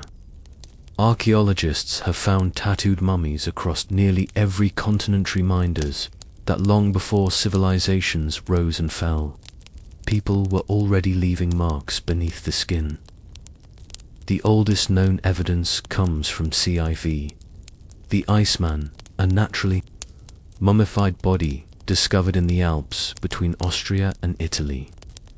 Dating to around 3300 BCE, CZ's skin bears over 60 tattoos, simple black lines, mostly on his lower back, knees, and ankles. They weren't decorative in the modern sense. Many researchers believe they may have been therapeutic, similar to acupuncture perhaps, used to treat joint pain or arthritis. The ink was made from soot. The lines were made by cutting the skin and rubbing in the pigment. Even in death, these marks endured preserved under ice for over 5,000 years. But C was not alone. Far to the south, in Egypt, Tattooing dates back at least to 2000 BCE. The mummified bodies of women found at Daya el-Bahari, near Thebes, showed patterns of dots and lines on their stomachs, thighs, and breasts. These women were not ordinary laborers. Some may have been priestesses or dancers, people associated with ritual, fertility, and performance. Their tattoos might have been symbolic, protective, or connected to religious practice. In ancient Egyptian art, tattooing was rarely depicted, but the bodies themselves tell a deeper story. Even earlier evidence exists in the form of tattooing tools. In what is now Utah, archaeologists discovered a bundle of sharpened cactus spines, bound with yucca cord stained with black pigment, dating back over 2,000 years. These tools belonged to the ancestral Pueblones, or their cultural neighbors. In Polynesia, obsidian flakes and tortoiseshell combs were used to puncture skin with remarkable precision. Despite the pain, people bore the process with pride. Tattooing was a rite, a sign of adulthood, courage, and belonging in Japan. Tattooing likely began with the Jomon people over 10,000 years ago, while direct skin evidence is lacking. Clay figurines from that era called doga bear patterns suggestive of body markings. Later, during the Yaoi period 300 BCE to 300 CE, Chinese sources described Japanese people as having facial and body tattoos, possibly to indicate tribe, social role, or spiritual protection. These were not criminals or rebels. They were ordinary people with complex identities written into their skin. Perhaps no tradition is more famously intricate than that of the Polynesian islands. In Samoa, Tonga, and Hawaii, tattooing or tatoas, both sacred and highly formalized. Young men underwent painful tattooing ceremonies to mark their transition into adulthood. The designs stretched from mid-torso to the knees and could take months to complete. Women were tattooed too, usually with more delicate designs. The tools used were often made from bone, shell, or wood. The ink, charcoal, and water, sometimes mixed with sugarcane juice. These were not mere decorations. A tattoo was a life story, etched into flesh, proof of endurance, lineage, and devotion. In ancient China, tattooing carried a very different weight. By the Zhou dynasty, around 1046 BCE, tattoos were often associated with punishment. Criminals might be tattooed on the face, forever marked as transgressors. Yet at the same time, some ethnic groups, such as the Li people of Hainan Island, tattooed for entirely different reasons: beauty, identity, and custom. While elite Han Chinese frowned upon the practice, other cultures within China embraced it as part of their social fabric. The Scythians, nomadic peoples who roamed the Eurasian steppes from around 900 to 200 BC, were famous for their ornate tattooing. Mummified remains discovered in the Altai Mountains show complex images of animals, stags, griffins, and birds inked in swirling patterns. These tattoos were not mere ornamentation. They symbolized power, spirituality, and possibly even served as talismans. For a culture constantly on the move, where belongings were few, tattoos were permanent possessions, worn with pride into battle and into death. In Mesoamerica, the Maya and Aztec civilizations practiced tattooing as part of religious devotion. Gods, warriors, and captives bore ink that reflected their roles and honors. But the process was painful and risky, often involving thorns or obsidian blades. The result, however, was a mark of prestige. In some cases, it was believed tattoos could help one in the afterlife, identifying you to the gods, signaling loyalty and status beyond death. Why did these ancient peoples endure the pain, the risk of infection, and the lifelong commitment of tattooing? Was it to signal group identity, to offer protection, to carry the divine with them? Or was it simply a human urge to mark the body as uniquely one's own, to tell a story without needing words? The answers are likely all of these, and more. What's striking is how widespread tattooing was, and how independently it arose in different cultures. Without communication or contact, people in South America, Central Asia, Africa, and the Pacific all came to the same conclusion, that the skin could be more than a barrier. It could be a canvas, and yet, despite its deep history, tattooing would later fall into disfavor in many parts of the world, seen as barbaric, criminal, or unclean by later civilizations and colonizers. Why did this change occur? What led societies that once revered these marks to later erase or outlaw them? You are no longer seated by the flickering fire of the Neolithic world. Now, the setting is darker in a different way. It's a Roman garrison on the fringes of empire, or a medieval monastery deep within the Frankish woods. Somewhere, someone has just been branded, not in celebration, but in disgrace. The same act that once marked status and identity has become punishment. The shift from sacred to shameful is underway. How did tattooing, once so revered, fall into disrepute across much of the ancient world? As the classical empires rose, as especially Rome and Greece, practice of tattooing began to take on a more punitive or marginal role, at least among the elite. In ancient Greece, tattoos called stigmata were primarily associated with slaves and criminals. Owners would mark their property, human beings, with ink to signify control and prevent escape. In some cases, captured enemies were forcibly tattooed as a form of humiliation, their bodies turned into signs of defeat. The Persian general Harpagus, according to Herodotus, once tattooed a secret message onto a slave's shaved head, waited for the hair to grow back, then sent him across enemy lines. Here, the tattoo was not cultural, it was tactical. Rome continued and expanded this tradition. Gladiators, slaves, and criminals were often tattooed, especially across the forehead, or arms, bearing inscriptions that identified their status or the crime they committed. Roman soldiers themselves sometimes bore tattoos as marks of allegiance, particularly in later centuries, but even this was tinged with formality and control. The early Christian Church, rising within this Roman world, initially tolerated the practice, especially when used to inscribe religious symbols like crosses or Chi-Rho monograms. But this acceptance would not last. By the 4th century CE, as Christianity became the official religion of the Roman Empire, a new discomfort with tattooing began to emerge. Church authorities increasingly viewed the body as sacred, fashioned in God's image.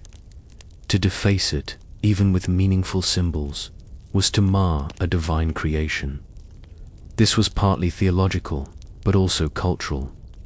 Many tattooing traditions were now associated with pagan peoples' tribes beyond Rome's borders, or remnants of older religious systems. By rejecting tattooing, the Church could symbolically reject everything outside its doctrine. In 787 CE, the Second Council of Nicaea banned the practice of tattooing outright for Christians.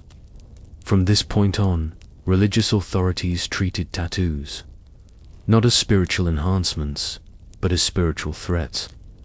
There were exceptions. Pilgrims visiting Jerusalem might receive small tattoos as proof of their journey, but these were rare and cautiously permitted. The cultural turn wasn't just religious, it was political. As empires expanded, tattooing often became a marker of the other. Roman and later Byzantine writers described the tattooed peoples of Britain, the Picts, as wild and uncivilized. Their inked bodies were seen not as beautiful but savage. Across the Eurasian steppe, nomadic groups like the Sarmatians and Alans tattooed extensively, which helped Roman authorities stereotype them as barbarians. To be tattooed in the imperial mind was to be ungovernable, foreign, and dangerous. This view spread with colonization when European explorers reached Polynesia, the Americas, and parts of Africa. They encountered vibrant, living tattooing traditions. Captain James Cook, on his 18th century voyages through the South Pacific, was the first European to document the Polynesian word tatau, from which the English word tattoo is derived. His crew, fascinated and perhaps a bit rebellious, began to get tattooed themselves. It was a novelty, a symbol of travel, a mark of distance from home. But for many back in Europe, these marks were still unsettling. They were signs of primitivism, not culture. Colonial authorities often suppressed indigenous tattooing. Christian missionaries in the 19th century banned the practice in Polynesia and Africa, seeing it as incompatible with modesty and Christian values. Entire traditions were nearly erased. In the Philippines, the ancient art of Batak tattooing was almost completely lost due to Spanish colonization. In North America, native peoples' tattooing, rich with symbolism and ceremony, was violently suppressed through forced assimilation. Still, tattooing never disappeared. Among sailors, criminals, and outcasts, it quietly endured, transformed but alive. Sailors developed their own code of tattoos: swallows for safe passage, anchors for stability, a turtle for crossing the equator. Prisoners adopted tattoos to signify affiliation, allegiance, or simply survival. In some Russian prisons, the ink body became an archive of biography, mark telling a coded story of crime, conviction, and resistance. What the elite called defacement, the marginalized claimed as identity. Throughout medieval Europe, tattooing existed in a kind of shadow. It was neither common nor entirely gone. Pilgrims to the Holy Land might be inked by Coptic Christians in Jerusalem. Some crusaders bore crosses on their arms or hands, both as a symbol of faith and an act of insurance. They hoped God would recognize the mark at death. These were exceptions, not norms. For the most part, medieval Europe turned inward, favoring modesty, obedience, and visible hierarchy over personal expression. But even in those rigid societies, there were flickers of resistance. In hidden corners, among mercenaries, outlaws, and foreign travelers, tattooing persisted, and among indigenous cultures untouched by European conquest, it continued to thrive. Why did tattooing become taboo in some places but not others? Was it religion, empire, class, or fear of the other? Perhaps it was all of these. Tattooing has always walked the line between identity and rebellion, tradition and transformation. It's a practice as old as time, but one that each society reshapes according to its own anxieties. In the next section, we'll follow tattooing into the modern era's slow re-emergence from stigma to self-expression. But can a practice with roots so ancient ever truly be modern? Or are we simply circling back to something we never fully understood? You're now in a quiet, sunlit studio. There's a buzz in the air, not from bees or fire, but from the steady hum of a tattoo machine. The walls are decorated with sheets of flash artroses, daggers, names, abstract forms. You're no longer in a cave, or a tribal camp, or a Roman court. You're in the present. And yet, All around you are echoes of the past. The resurgence of tattooing in the modern era is not just a trend, it is a reclamation. The 19th and early 20th centuries saw the first stirrings of mainstream acceptance in the West. In Victorian Britain, tattooing became fashionable among the upper classes, ironically because of its exotic and dangerous appeal. Even royalty joined in. Prince Albert, Duke of Clarence, Queen Victoria's grandson, had a cross tattooed on his arm after a visit to Jerusalem. Soon, other aristocrats followed suit. Tattooing was no longer the mark of the criminal underclass. It had become a badge of cosmopolitanism, an expression of worldliness and curiosity. But this phase was short-lived. The 20th century saw tattooing drift back toward the margins. The world wars played a role. Soldiers, particularly those in the Navy, often got tattoos during their service anchors, ships, swallows, women's names. These tattoos were tokens of survival and remembrance, but civilian life viewed them with suspicion. The association with the military, the working class, and criminality lingered. Tattoos were still seen as permanent mistakes. It wasn't until the 1970s and 80s that tattooing began to seriously re-emerge in Western popular culture, this time through counterculture movements. Punks, bikers, and rock musicians adopted tattoos as acts of defiance. The practice remained painful, permanent, and personal. But now, that was the point. Tattoos weren't signs of disgrace anymore, they were stories, stitched into skin, in cities like San Francisco, New York, and London. Pioneering artists like Don Ed Hardy and Leo Zulueta began blending Western tools with Eastern styles, Japanese irizumi, tribal Polynesian forms, and bold blackwork. The old boundaries began to blur. At the same time, in the places where tattooing had once been violently suppressed, there were quiet movements of revival in the Philippines. A single woman named Wangudin, now in her 100s, became a global symbol of the ancient art of batik. She began tattooing as a teenager, using traditional tools, a thorn, a stick, and soot-based ink. Her work, once scorned or forgotten, became celebrated as cultural heritage. In Samoa and Hawaii, young tattooists began retraining in tattoo not as decoration, but as ceremony. They practiced the old rituals, honored their ancestors, and offered the needle with prayer and reverence. This was more than art, it was reclamation in North America. Indigenous artists from Inuit, Dene, and Cree communities began reviving ancestral tattooing traditions, often working through generations of colonial trauma to bring their skin stories back to life. Women like Helen Kalvak, an Inuit artist, helped document traditional face tattoos that were once forcibly erased by missionaries. Today, younger generations wear those same markings, not for style, but to reconnect. In New Zealand, Tamo, sacred embori practice of facial tattooing, has seen a powerful return. What was once labeled barbaric by colonizers is now protected under law, taught in art schools, and proudly worn on the faces of elders and youth alike. These aren't fashion statements, they are living documents.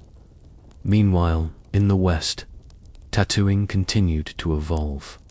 The technology changed from hand-poked tools to electric machines, sterile environments, and detailed pigments. The styles multiplied: realism, geometric, abstract, minimalist. Tattoos became both more personal and more global. A tattooist in Berlin might ink Japanese waves. A Samoan artist might train in Los Angeles. The boundaries between tradition and innovation melted away. And yet, Beneath the buzzing machines and glossy Instagram portfolios, the core remained unchanged. A person, a needle, a memory etched into skin. But what of the ancient meaning? A modern tattoo done on impulse in a studio between errands carry the same cultural weight as a 3,000-year-old rite of passage? Does a minimalist constellation inked on a wrist resonate with the same force as a Polynesian warrior's chest? Peace, or a Siberian princess's stag tattoo? That question leads us deeper. Tattooing today exists on two planes. For some, it is identity cultural, personal, sacred. For others, it is aesthetic, spontaneous, or simply fun. Both are valid, but they are not the same. The modern world, with its emphasis on individuality and choice, allows tattoos to be anything. Political, spiritual, ironic, beautiful, tragic. But that freedom often masks the deeper truth that tattooing is not just personal art, but ancestral memory. Even in our most casual decisions, an impulsive butterfly, a name on a finger, we echo a lineage of ink that stretches back tens of thousands of years. Every needle puncture mirrors a tap of bone, a spark of charcoal, a ritual chant. We are not separate from our ancestors, we are their living skin. And so, the question remains. In a world obsessed with the surface, can we still feel what lies beneath? Before the pyramids, a kingdom from mud and memory, you are not in the Egypt of golden sarcophagi and towering pyramids, not yet. You are standing instead on the banks of the Nile sometime around 3100 BCE, in a landscape not quite unified, not quite royal, and not yet ready for the grand monuments that would later define its afterlife. The air is warm but dry, filled with the sense of fresh silt and palm husk.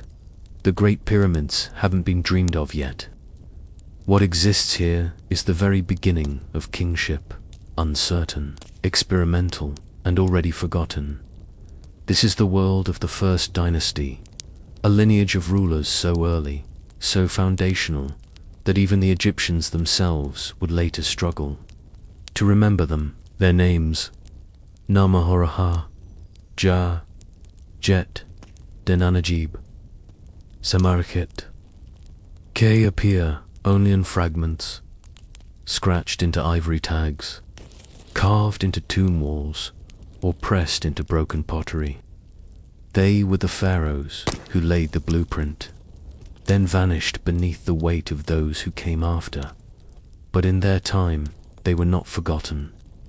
They were everything before the first dynasty. Egypt was a patchwork of small chiefdoms, mostly centered along the Nile. These communities, often identified today as belonging to Upper or Lower Egypt, shared customs, gods, and pottery styles, but not governance. Each had its own local leader, its own version of the sky god Horus, its own hill of sacred ancestors. The idea of one ruler for the entire Nile Valley was both radical and, perhaps, inevitable.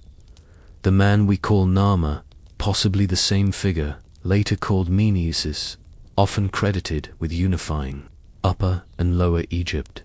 His name appears on the famous Nama palette, a ceremonial stone slab found at Hierakonpolis, where he's shown wearing the crowns of both regions.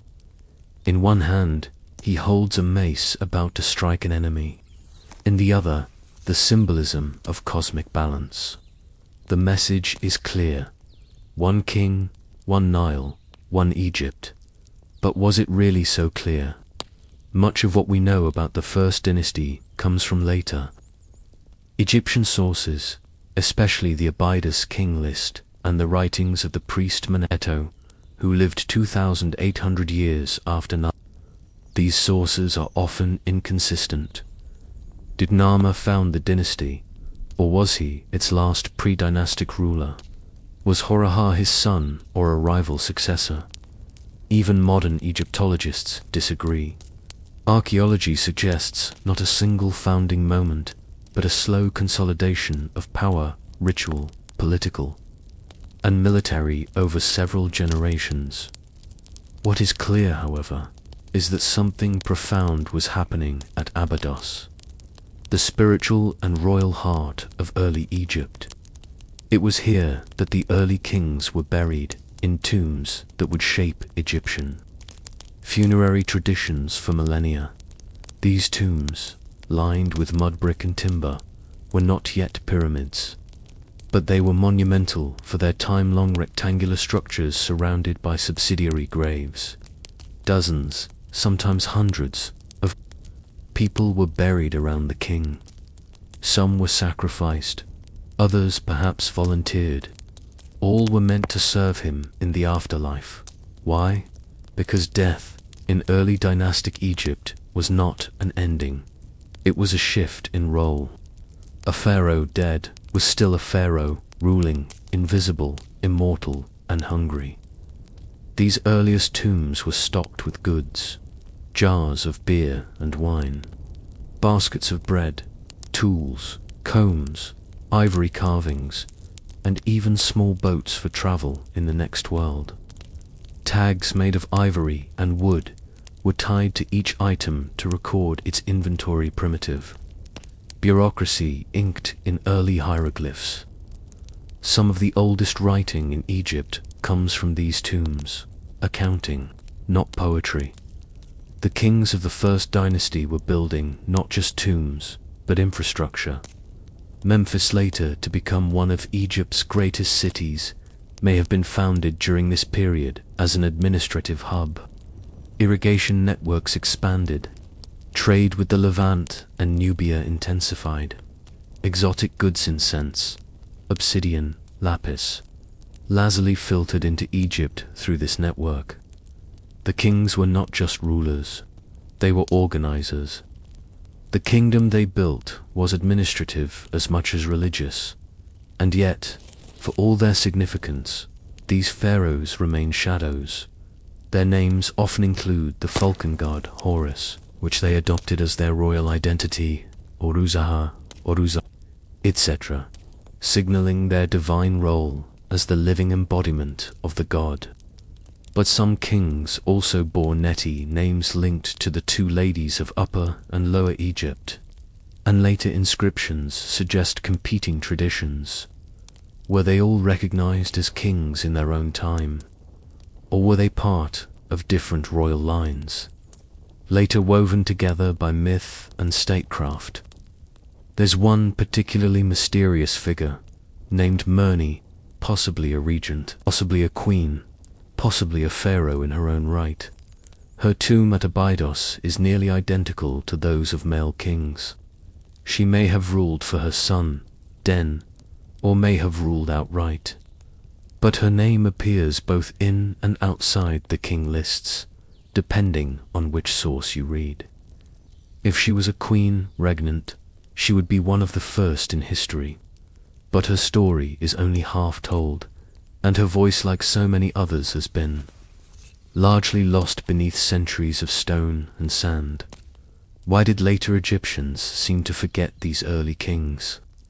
Perhaps because they lacked the grand monuments of later dynasties. No pyramids, no towering obelisks, no golden masks.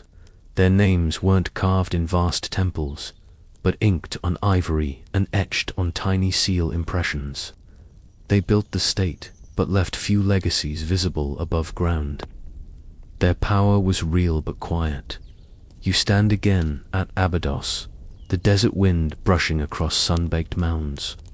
Beneath your feet lie the bones of kings who ruled before memory, before Moses, before Homer, before even the word pharaoh existed. What was it like to be a subject of Nama, to live at the dawn of the world's first nation-state, in a place where gods and kings were the same thing? Was it terrifying, or just routine? And why did a civilization so obsessed with eternity forget the very rulers who started it all? You return to Abydos, not as a visitor, but as a worker, It's around 2900 BCE now, and you are one of thousands farmers, craftsmen, laborers who give their time and sweat to a king they will never see. The desert sun is as relentless as ever, the air full of heat and dust, but your work is clear.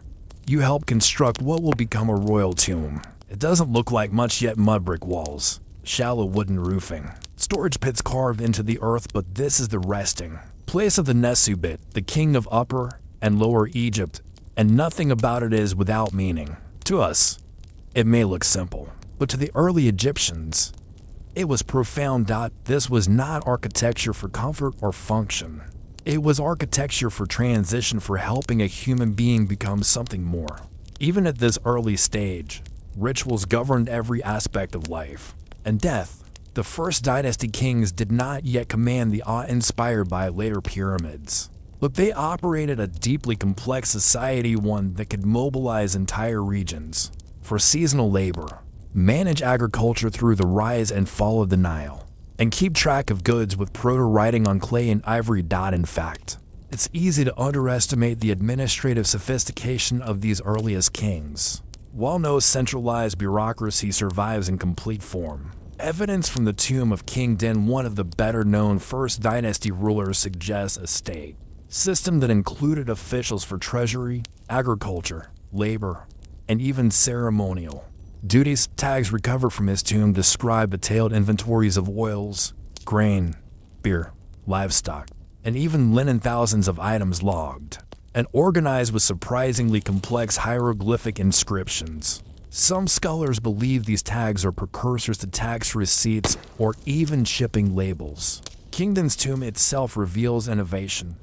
It is the first tomb known to include a stone staircase and a floor of red and black granite, indicating access to long-distance trade and advanced quarrying. His seal impressions suggest a growing legal and administrative cultural world where order was divine. But bureaucracy was not the only machinery running in the background. Ritual was just as crucial, perhaps more so. The king's tomb was a sacred precinct. Around it were dozens, even hundreds, of subsidiary graves. Some belonged to officials or servants, others show signs of ritual sacrifice. These early royal funerals weren't private, solemn events, they were mass rituals, lasting days or weeks, in which the king's court and symbolic universe were reconstructed in miniature. Tombs weren't just houses for the dead, they were stage sets for eternity, and the king wasn't alone in death. The dozens buried around him were meant to accompany and serve him in the next world. There's archaeological evidence suggesting that these individuals were killed or drugged and buried at the time of the king's own interment. The logic, brutal though it seems, was religious. The king would need his court in the afterlife. Just as he did in life, later dynasties would replace human sacrifice with Shakti figurines, tiny carved servants meant to come alive magically.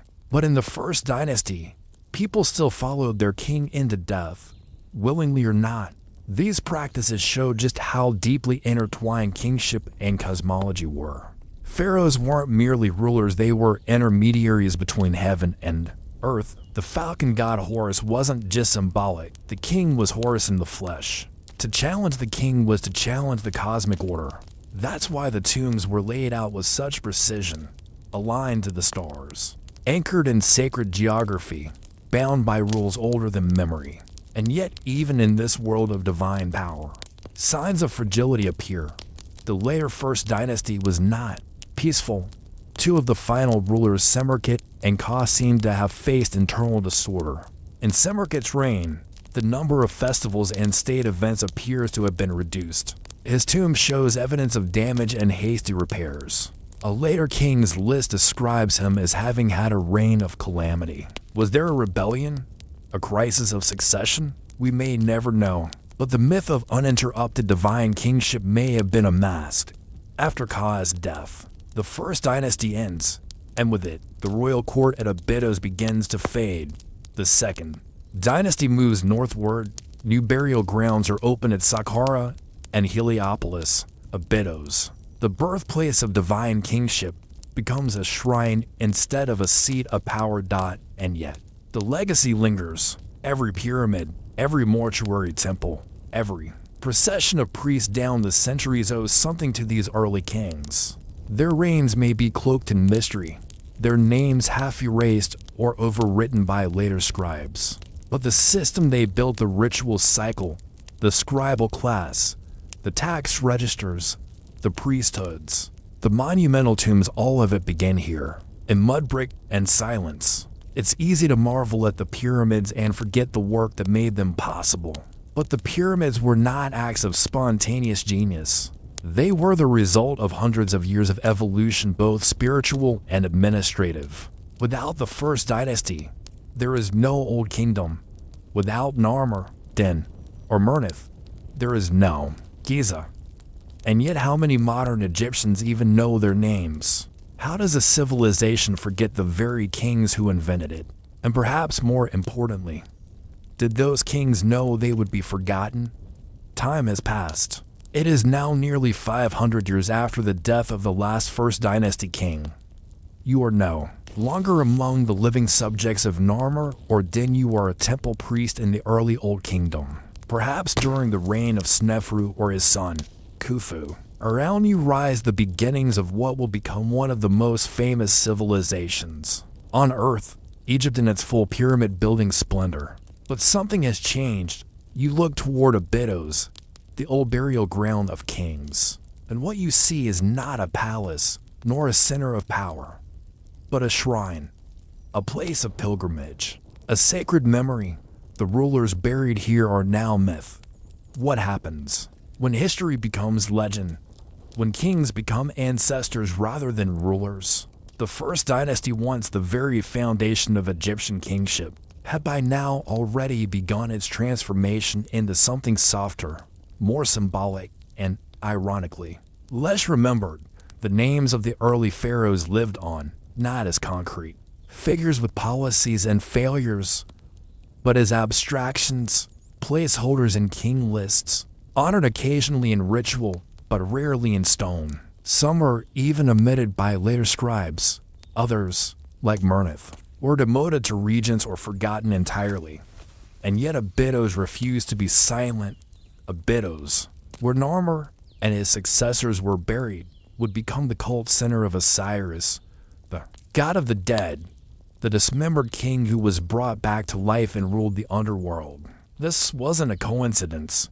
Over time, the graves of the First Dynasty kings became associated with Osiris himself, the most sacred tomb of all, the one long believed to be that of Jer. The third pharaoh of the First Dynasty was repurposed as the Osirian, a place where pilgrims came to worship the god of eternal return.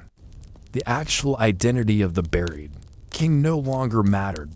What mattered was the sacredness of the ground. And a strange twist.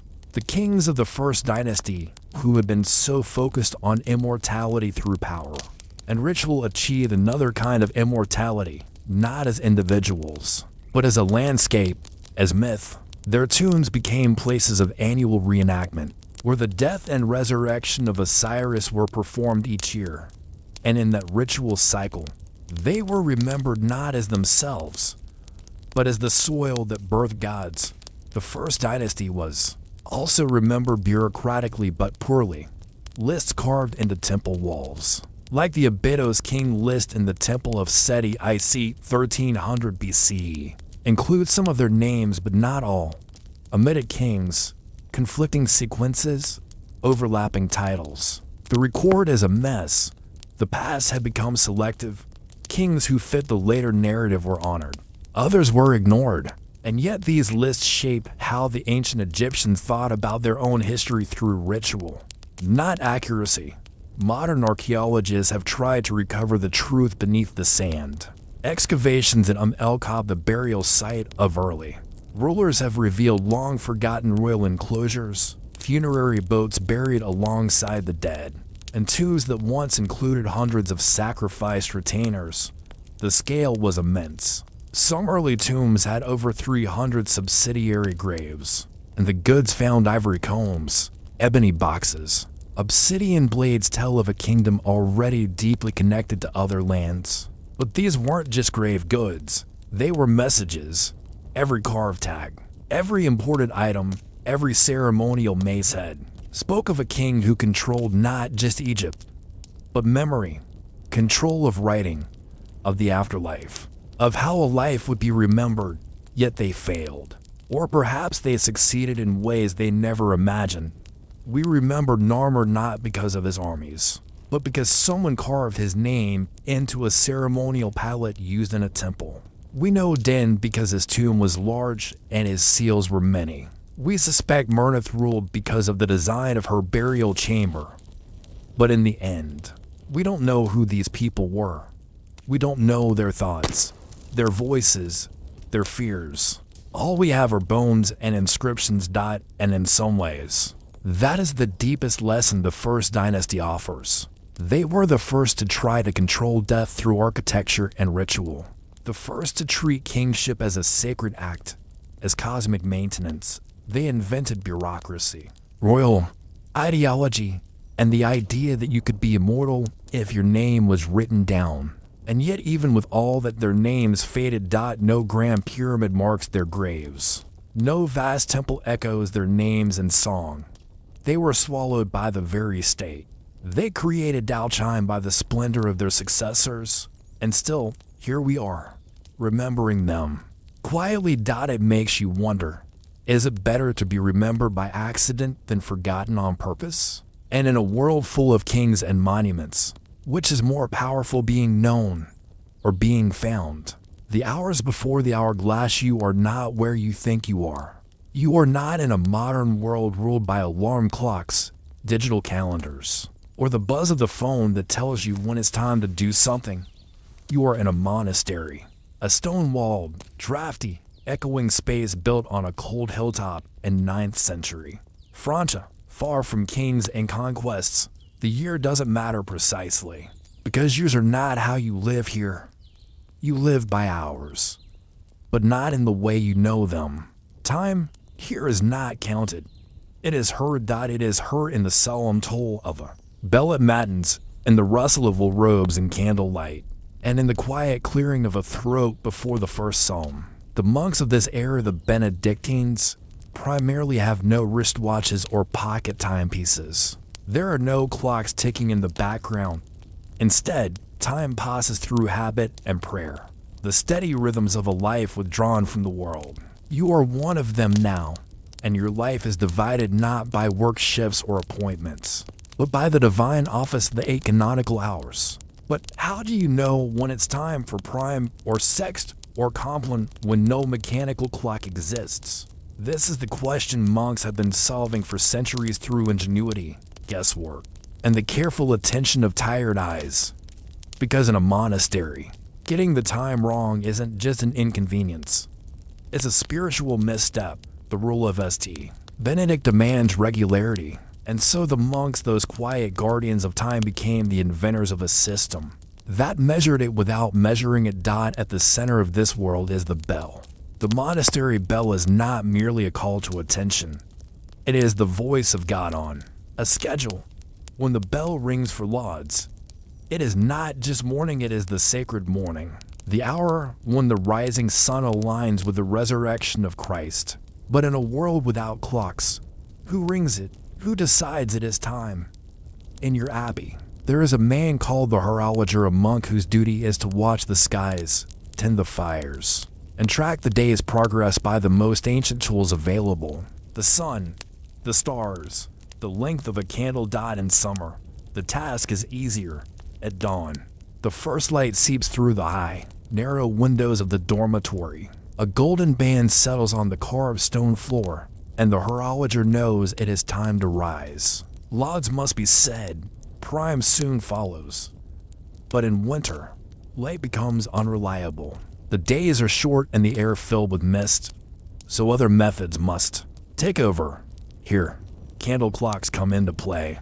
You've seen them, tall beeswax tapers, carefully measured and marked with lines. Each segment burns for a specific time, perhaps 20 or 30 minutes. And the horologer knows that 6 marks burned down means an hour and a half has passed. But candles must be watched. Drafts disrupt them. Wicks falter.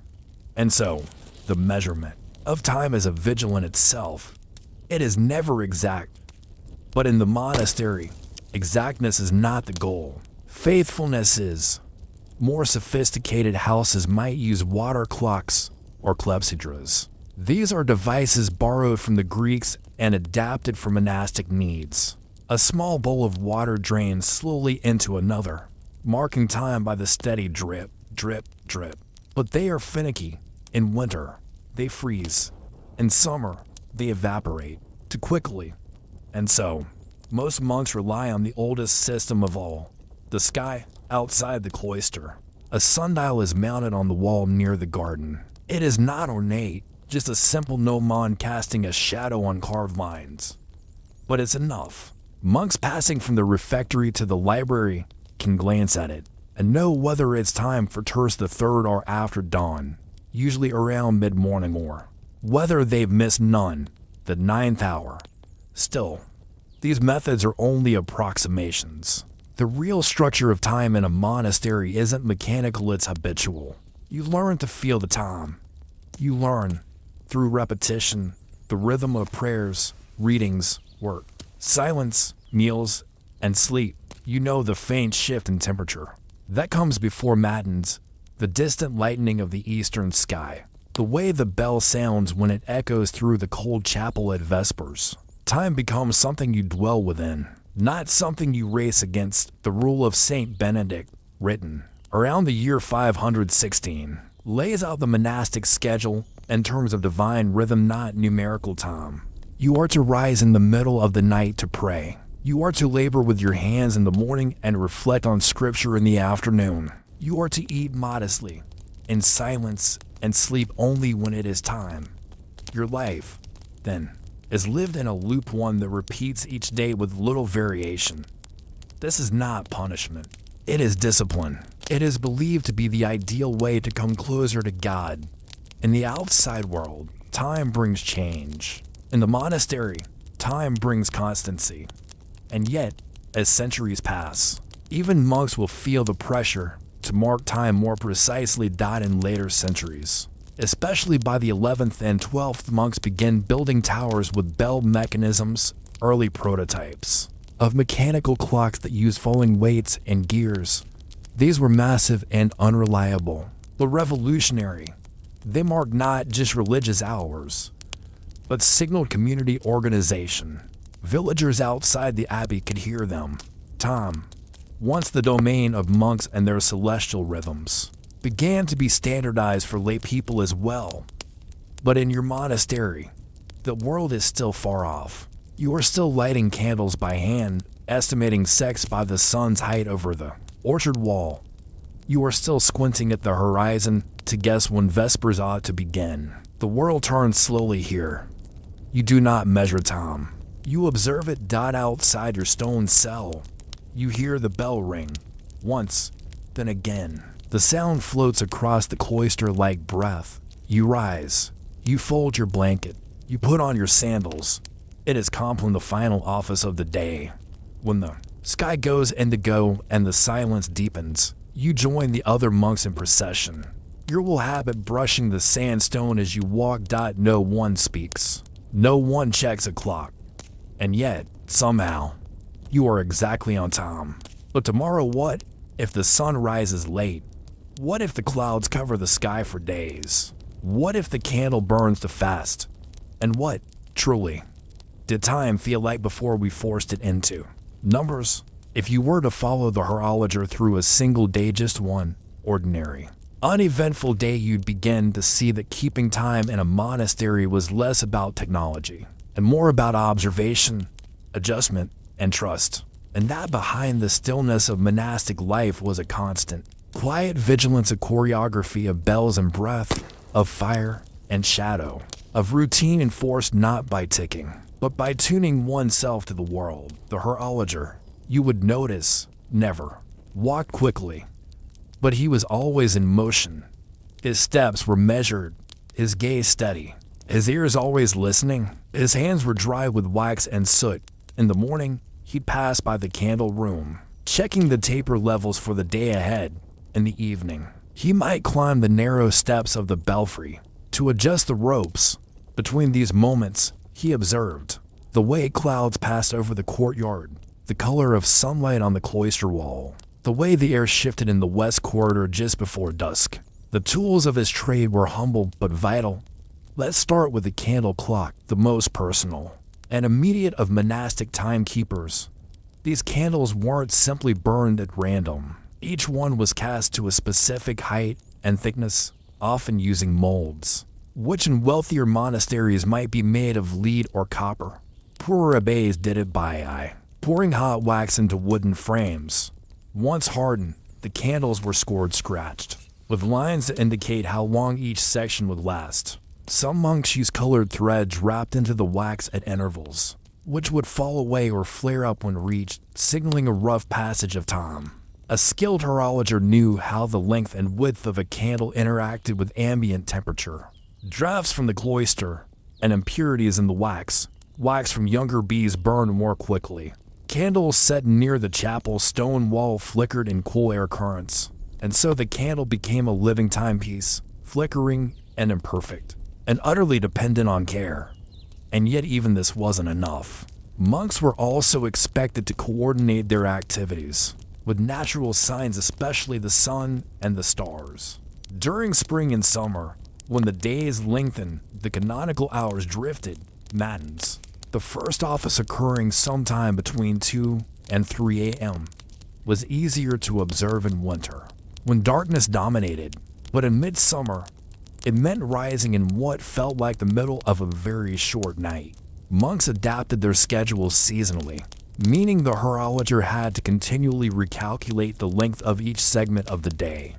There was no such thing as a fixed 7 a.m. in this world. Time was a fluid thing governed by the sky, and because the moon affected tides, planting, and the brightness of night prayers, monks tracked lunar cycles too. Some kept one area. Basic lunar calendars that helped them anticipate brightness at night. A full moon could be both a blessing, providing enough light for outdoor movement, and a curse, throwing off the shadows. Used to gauge time by torchlight. On especially dark nights, stars were consulted. Some monasteries maintained star maps, passed down from ancient Roman and Arabic traditions. The horologer might step outside before lauds and check the position of Sirius or Aldebaran to confirm the hour. You begin to understand that the monastic view of time wasn't mechanical, it was cosmic. And yet it was also deeply personal. Every monk, in his own way, became a student of the passage of hours. You didn't need to be the horologer to feel when sext approached.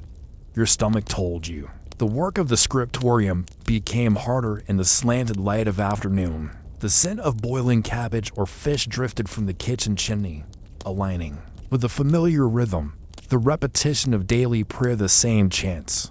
Read aloud at the same approximate times meant you could almost feel time pass through your muscle memory. In this way, the monastery was both a sanctuary and a machine, but a machine of bodies, voices, rituals, and light, not cogs and springs. Still, the desire for greater accuracy pressed in from the outside world. By the 10th and 11th centuries, certain monasteries in England and continental Europe began constructing what could be considered early mechanical clocks. These were nothing like the elegant pendulum clocks of later centuries. They were tower-based devices that used falling weights and escapement gear mechanisms that converted gravity into regulated motion. They were crude, inconsistent, and hard to maintain, but they could ring a bell at regular intervals without human intervention. This was revolutionary. Now, the divine hours could be sounded even if the horologer overslept. Bells could mark the passage of time even when the sun was hidden for days in winter gloom. And yet, many monks were hesitant to trust these machines. They could break. They could err. Worse, they could disrupt the rhythm that had been handed down for generations, not from inventors, but from the rule. And so, in many monasteries, both systems coexisted for centuries. A candle lit, sensory-based approach to timekeeping, and a mechanical, metal-based alternative. The horologer still climbed the belfry. He still checked the candles burn. He still watched the stars. But now, beside him, gears ticked quietly in a wooden frame. Time was shifting. Outside the monastery walls, change was happening too. Merchants in bustling towns needed standardized hours to coordinate shipping. Cities demanded public timekeeping so that civil and church life could be better aligned. Eventually, clock towers were erected not in monasteries but in town squares. Secular life took the bell from the hands of monks and rang it for markets. And courts and curfews died, but within the cloister, the rhythms remained sacred. Mechanical clocks might supplement the bell, but they never replaced the monk's intuition, the sense of time learned from wind, wax, and word. And so you sit tonight by the refectory's long wooden table, candlelight dancing over your open psalter. You glance at the flame, noting how far it has burned. You listen. There is silence now, but you know it won't last long. Soon the bell will ring for vigils, the pre-dawn office, and you wonder if we once knew time by stars and fire. What exactly did we lose when we began to measure it in seconds? The night has deepened. The wind outside rattles the heavy oaken shutters in their stone frames.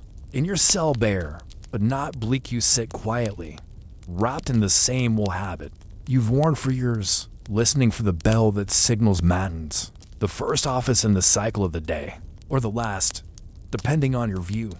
Time here folds in on itself. This final section of our story does not begin with a moment of drama, but with the ordinary sound of a bell.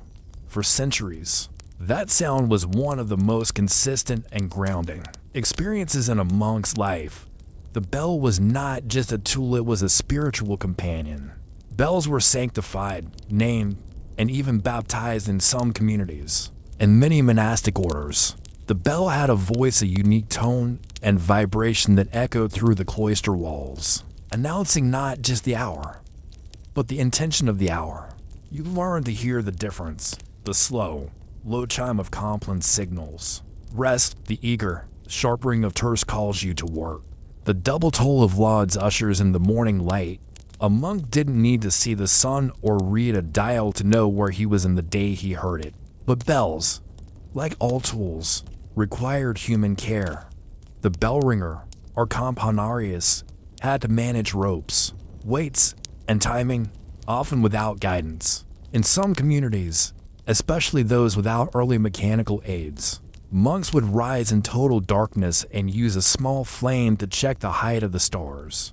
Through a slit window before ringing matins. In the 12th century, the evolution of mechanical engineering began to transform how monasteries kept their rhythm. The introduction of verge and foliate escapements, a system of regulating gear motion, made early mechanical clocks more consistent. These were often installed in clock towers built into the fabric of the monastery or church. It was a leap forward, but it was an instant dot at first. These clocks didn't have faces or hands. They simply rang a bell at set intervals, and even then, monks didn't fully trust them. Time, after all, was not a machine. It was a devotion, a rhythm embedded in the structure of spiritual life. But as the 13th and 14th centuries approached, something subtle began to shift. Time became visible. Monasteries like the one at Salisbury or Cluny began integrating clock dials, large, ornate discs mounted on walls, decorated with heavenly symbols and complex calendars. These were not meant for individuals to track minutes. They were theological instruments. They mapped time as sacred sequence, not productivity. Still, once the technology matured, its adoption spread. By the 15th century, major monastic centers across Europe featured automated bell systems. Some even used early alarm devices that would strike a monk's bedside bell at matins. The horologer still remained, but his job now included winding gears and oiling brass dot. But for the ordinary monk, timekeeping remained a form of prayer. This is important, even as bells rang more predictably, even as gears clacked behind wooden panels. Monks still moved by feel, not precision. Prayer offices did not begin on the dot of 3 a.m. They began when the community felt the moment had arrived. Even in the age of brass and iron, Monks continued to trust their senses, the waxy scent of candles, the shadows on the refectory floor, the way birds began to stir in the eaves before dawn. Time, for monks, had always been about presence, not measurement. And the way of life continued longer than many realize. Well into the 17th century, long after pendulum clocks had transformed timekeeping in cities, many rural monasteries still relied on traditional markers. The bell was still rung by hand. The hours were still gauged by candle or sun. For these men, the clock had not replaced time, it had simply joined it. Even after the dissolution of monasteries in parts of Europe, especially under Henry VIII, bells continued to echo in forgotten chapels, rung by caretakers or surviving lay brothers. And today, in places like Monte Cassino or Mount Athos, the rhythm continues, stubborn and serene. Now think, what does it mean to live without minutes or seconds? To live, instead, in a world where time is known by ritual, not read from a screen, where your day is not broken into appointments but into moments of stillness, of chanting, of watching wax drip from a taper, where you wake not to an alarm, but to the call of a distant bell echoing across the stone courtyard. There's a strange peace in that. As the modern world accelerates, the memory of this older rhythm remains buried beneath the clamor. But sometimes, if you stand still in an ancient cloister, or hear the toll of a church bell on a gray morning, you can still feel it, the old, sacred beat. Not hurried, not counted, just present. And so, as you curl into your blanket on the stone pallet, the sound of Compline still fading in your ears, you wonder, in gaining the power to measure time so precisely, did we lose the ability to simply dwell within it?